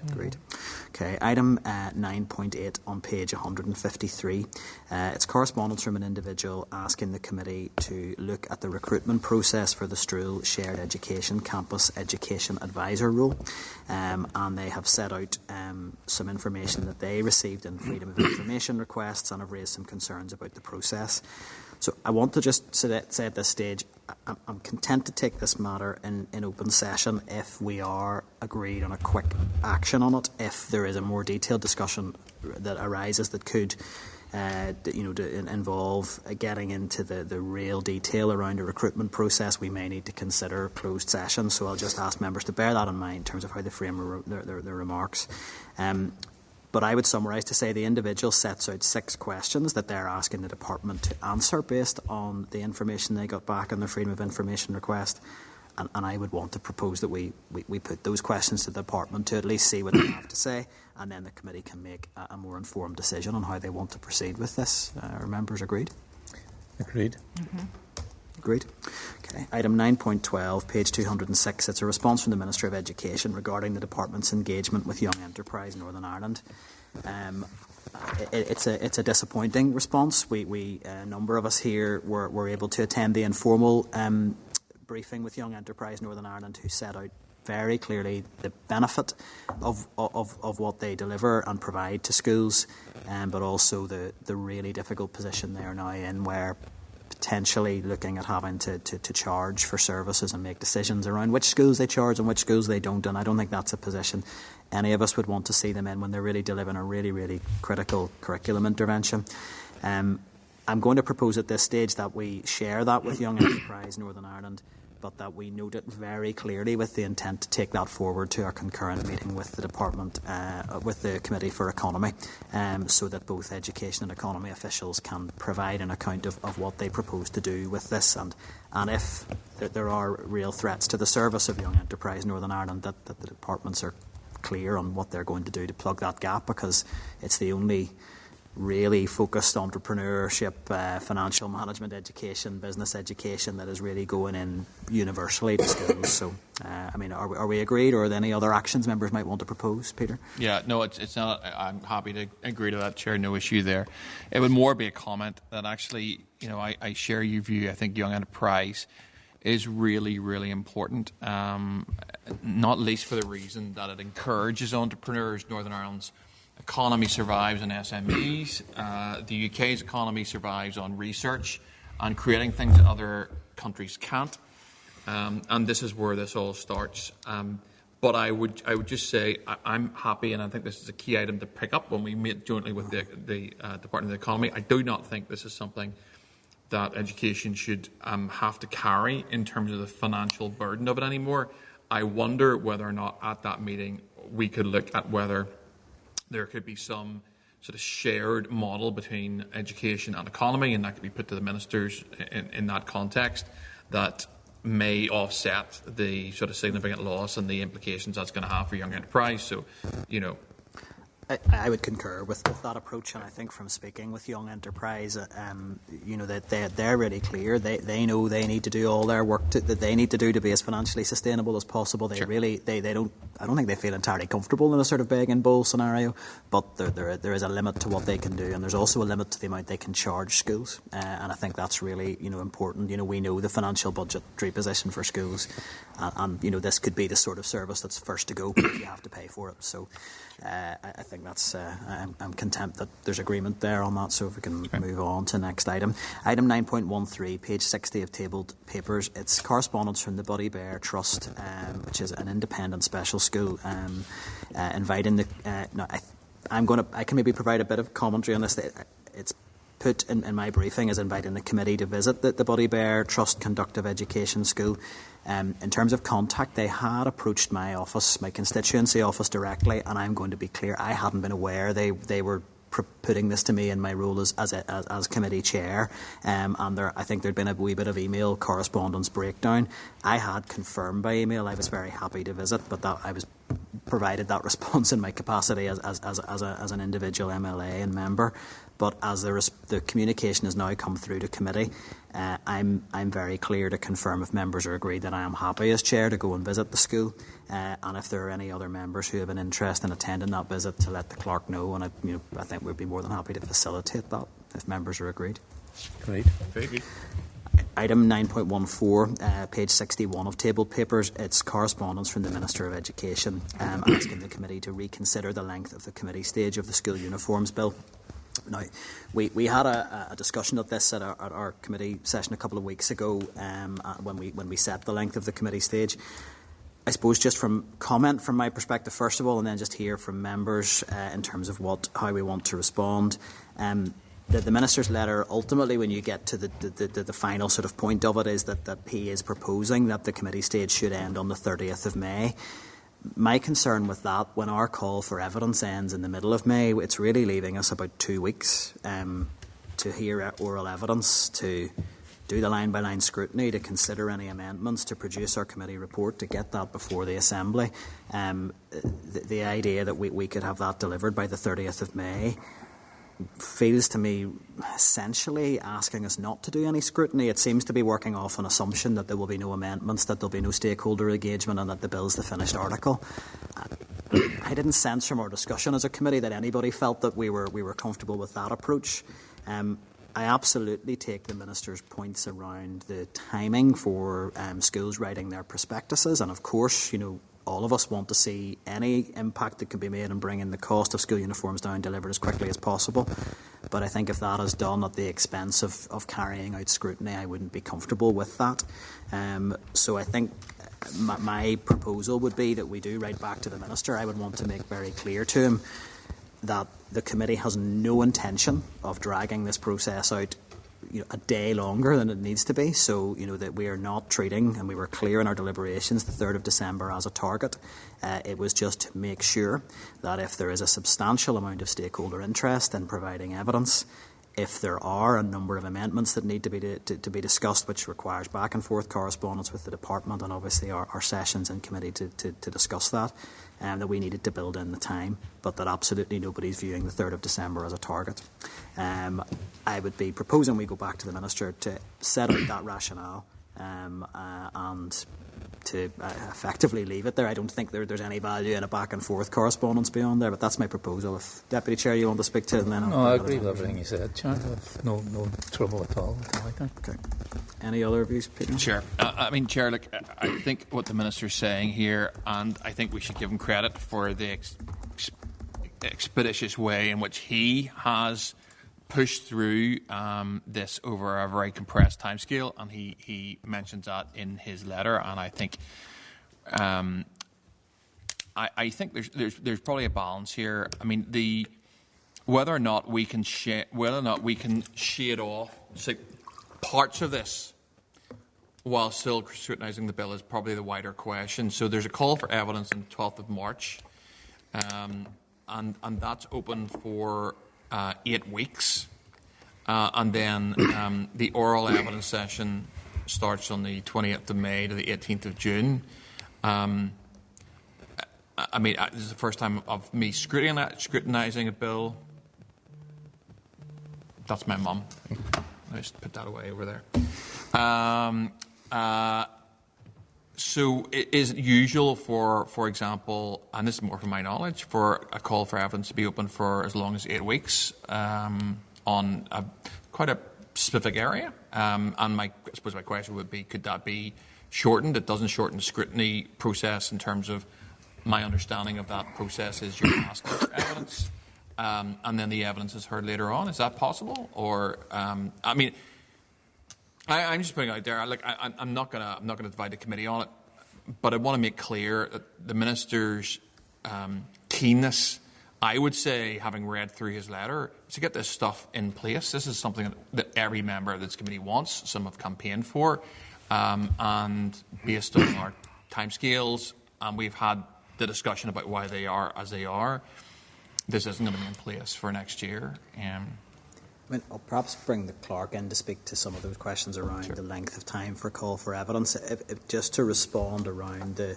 it isn't going to be in place point, I would be very sceptical that even if we wrap this up, say, by the end of June, that this would be through consideration stage, final stage, by the time schools are writing prospectuses. I think the Minister's timescales there are extremely ambitious in terms of getting this through the Assembly. And I think a lot of it presupposes that the bill will simply proceed as drafted, which I think is a risky assumption for a minister to make.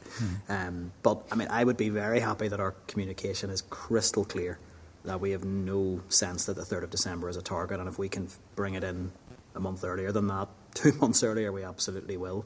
But I also didn't want to curtail the opportunity for the committee to look at this and to hear widely from interested stakeholders. But I'll ask the clerk to speak to some of the points, Peter.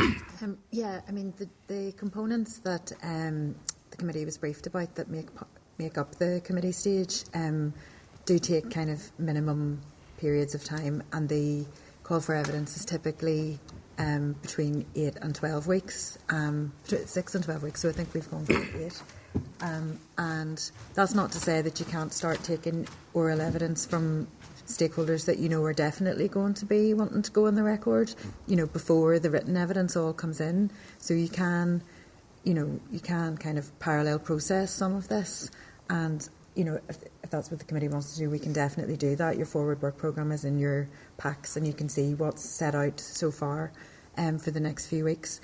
But as the chair said, you know, there are like 5 working days between each stage in the Assembly, and then should you have both a consideration stage and a further consideration stage, it's usual to give members like a certain period of notice for those, and also for there to be at least 2 weeks normally between consideration stage and further consideration stage. So the Minister is really envisaging everything going completely his way with no impediments. I'm not saying we should be an impediment for a second, but you know, it would be really ambitious to try to get the whole bill done by before recess on the 2nd of July.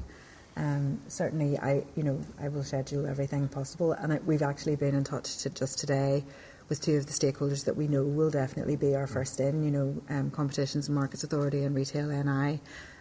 So, like, it's not that we're waiting about for any perspective. We're just trying to be realistic about the timings. Chair, can I come back in again? And I agree with you. I mean, we should get this done and dusted as quickly as we can, but not to the extent of sacrificing the level of scrutiny that the bill might need. And I mean, the Minister's has to be commended for getting it as far as he has, as quickly as he has. But I mean, I think I'm the only one here now who was here in the last mandate when there was a whole raft of legislation went through in the last 2 years of that mandate. And if we were in the last year of this mandate, you know, I might be saying, well, okay, we'll do what scrutiny we can, but you know, this is a this is a bill we want to get enacted.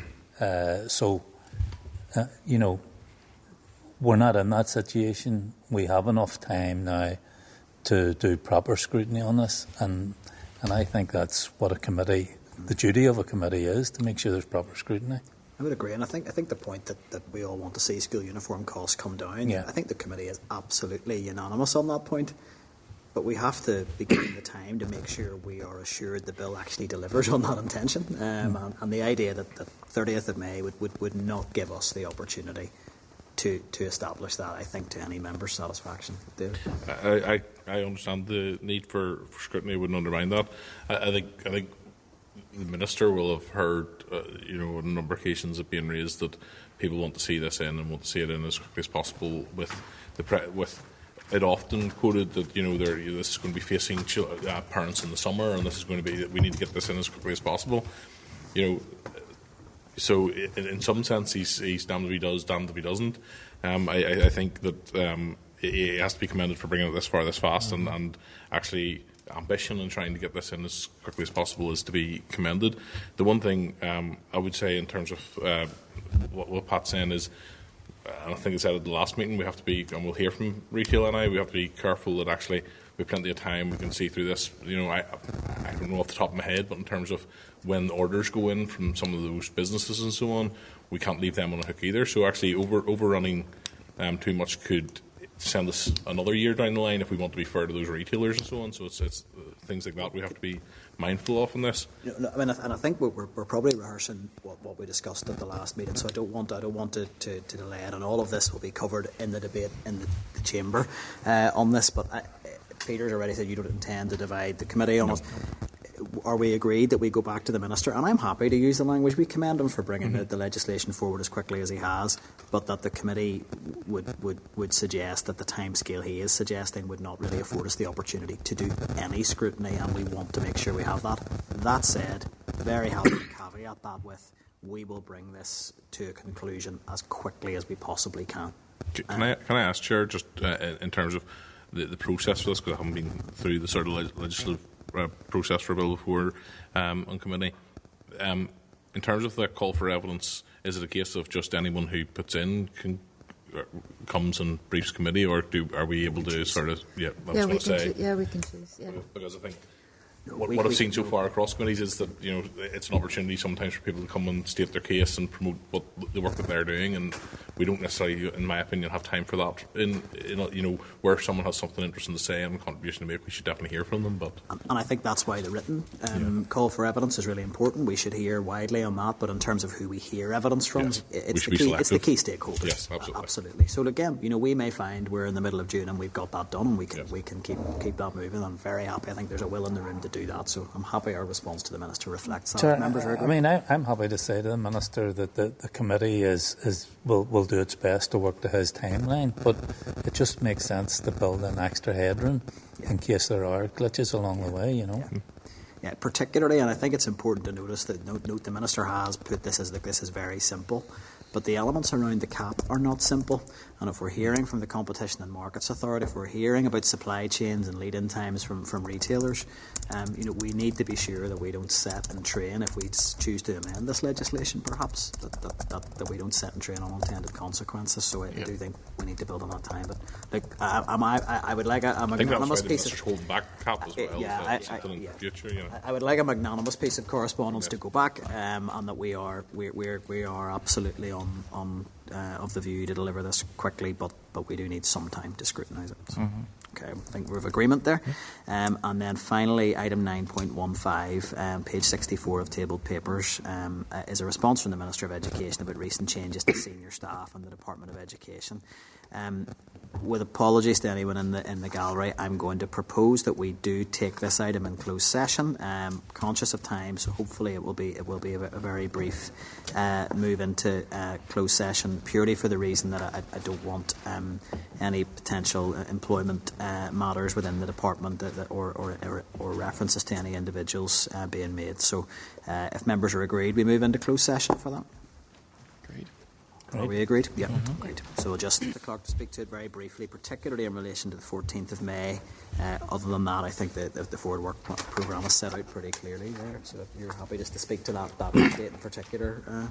Yeah, and just having come out of the closed session, just for the record. Oh, sorry, to agree the actions, yes. Yeah, so the committee agreed to write just to query the reshuffle that has been made. Yes. So the forward work programme you have before you. Right, I wanted to highlight the 14th of May to everybody because that's the day of the concurrent meeting with the Economy Committee. They meet in the morning and we're booked into the Senate in the morning for that meeting. But Corleon and Gail Sculliocta and the department's in Irish medium education officials are booked into room 29 for the afternoon. Is that okay?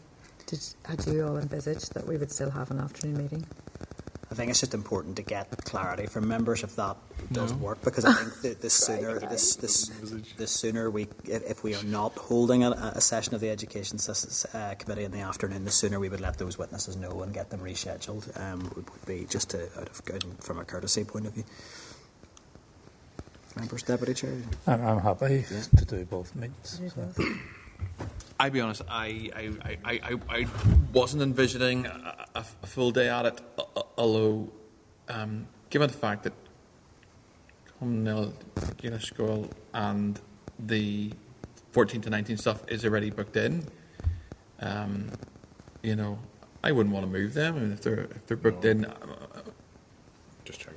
It's a short agenda on the 14th, so it is a 2-item agenda really with those two groups, the department and Corleon. I didn't envisage it either, but no issue either. Okay. Yeah. I said I was happy. That was probably the wrong term to use. Resigned, perhaps. Resigned to the. Okay, that's grand. So, other than that, are members content to endorse the forward work programme as drafted? Content. Great.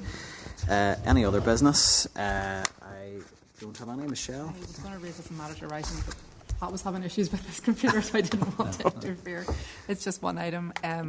The stuff about RCN and the restraint and seclusion pulling out, I think it'd be really good to get an update from the Task and Finish group on that. Yes. And I think that's probably, it wasn't on the agenda today, but I'm sure it will be. But next week's committee, on the back of the Children's Law Centre informal briefing as well, they highlighted a range of issues around the Task and Finish group. So I think that would be really, really timely to get an update. I don't know what members' views on it would be. I'm not necessarily convinced that bringing the department in will shed any light on it, because I'm not sure they're that keen to talk about it, but I wonder whether inviting members of the Task and Finish group to come in to speak to the process and where it's at would be helpful. I don't know, Michelle, is that what you were thinking in terms of that? It would be helpful if they could come in. I thought perhaps we'd write in the first instance, but if we could invite them to come in, I think that would be helpful. I think what's missing here is clarity and transparency, so if they can provide that would be great. And the Children's Law Centre were clear in the briefing this week that there are definitely concerns emerging from that group around what the direction of travel is. So I think there may be reticence among members. I think RCN will probably want to come to speak. They've removed themselves from the group. Anyone still on the group may not feel able to speak to processes, but I think if we could extend an invite, Clark, on that, if members are agreed. Yeah, on the 21st of May, you're hearing from NIPSO and the Audit Office and Children's Law Centre. So it's about school governance, complaints, restraint and seclusion. Yeah.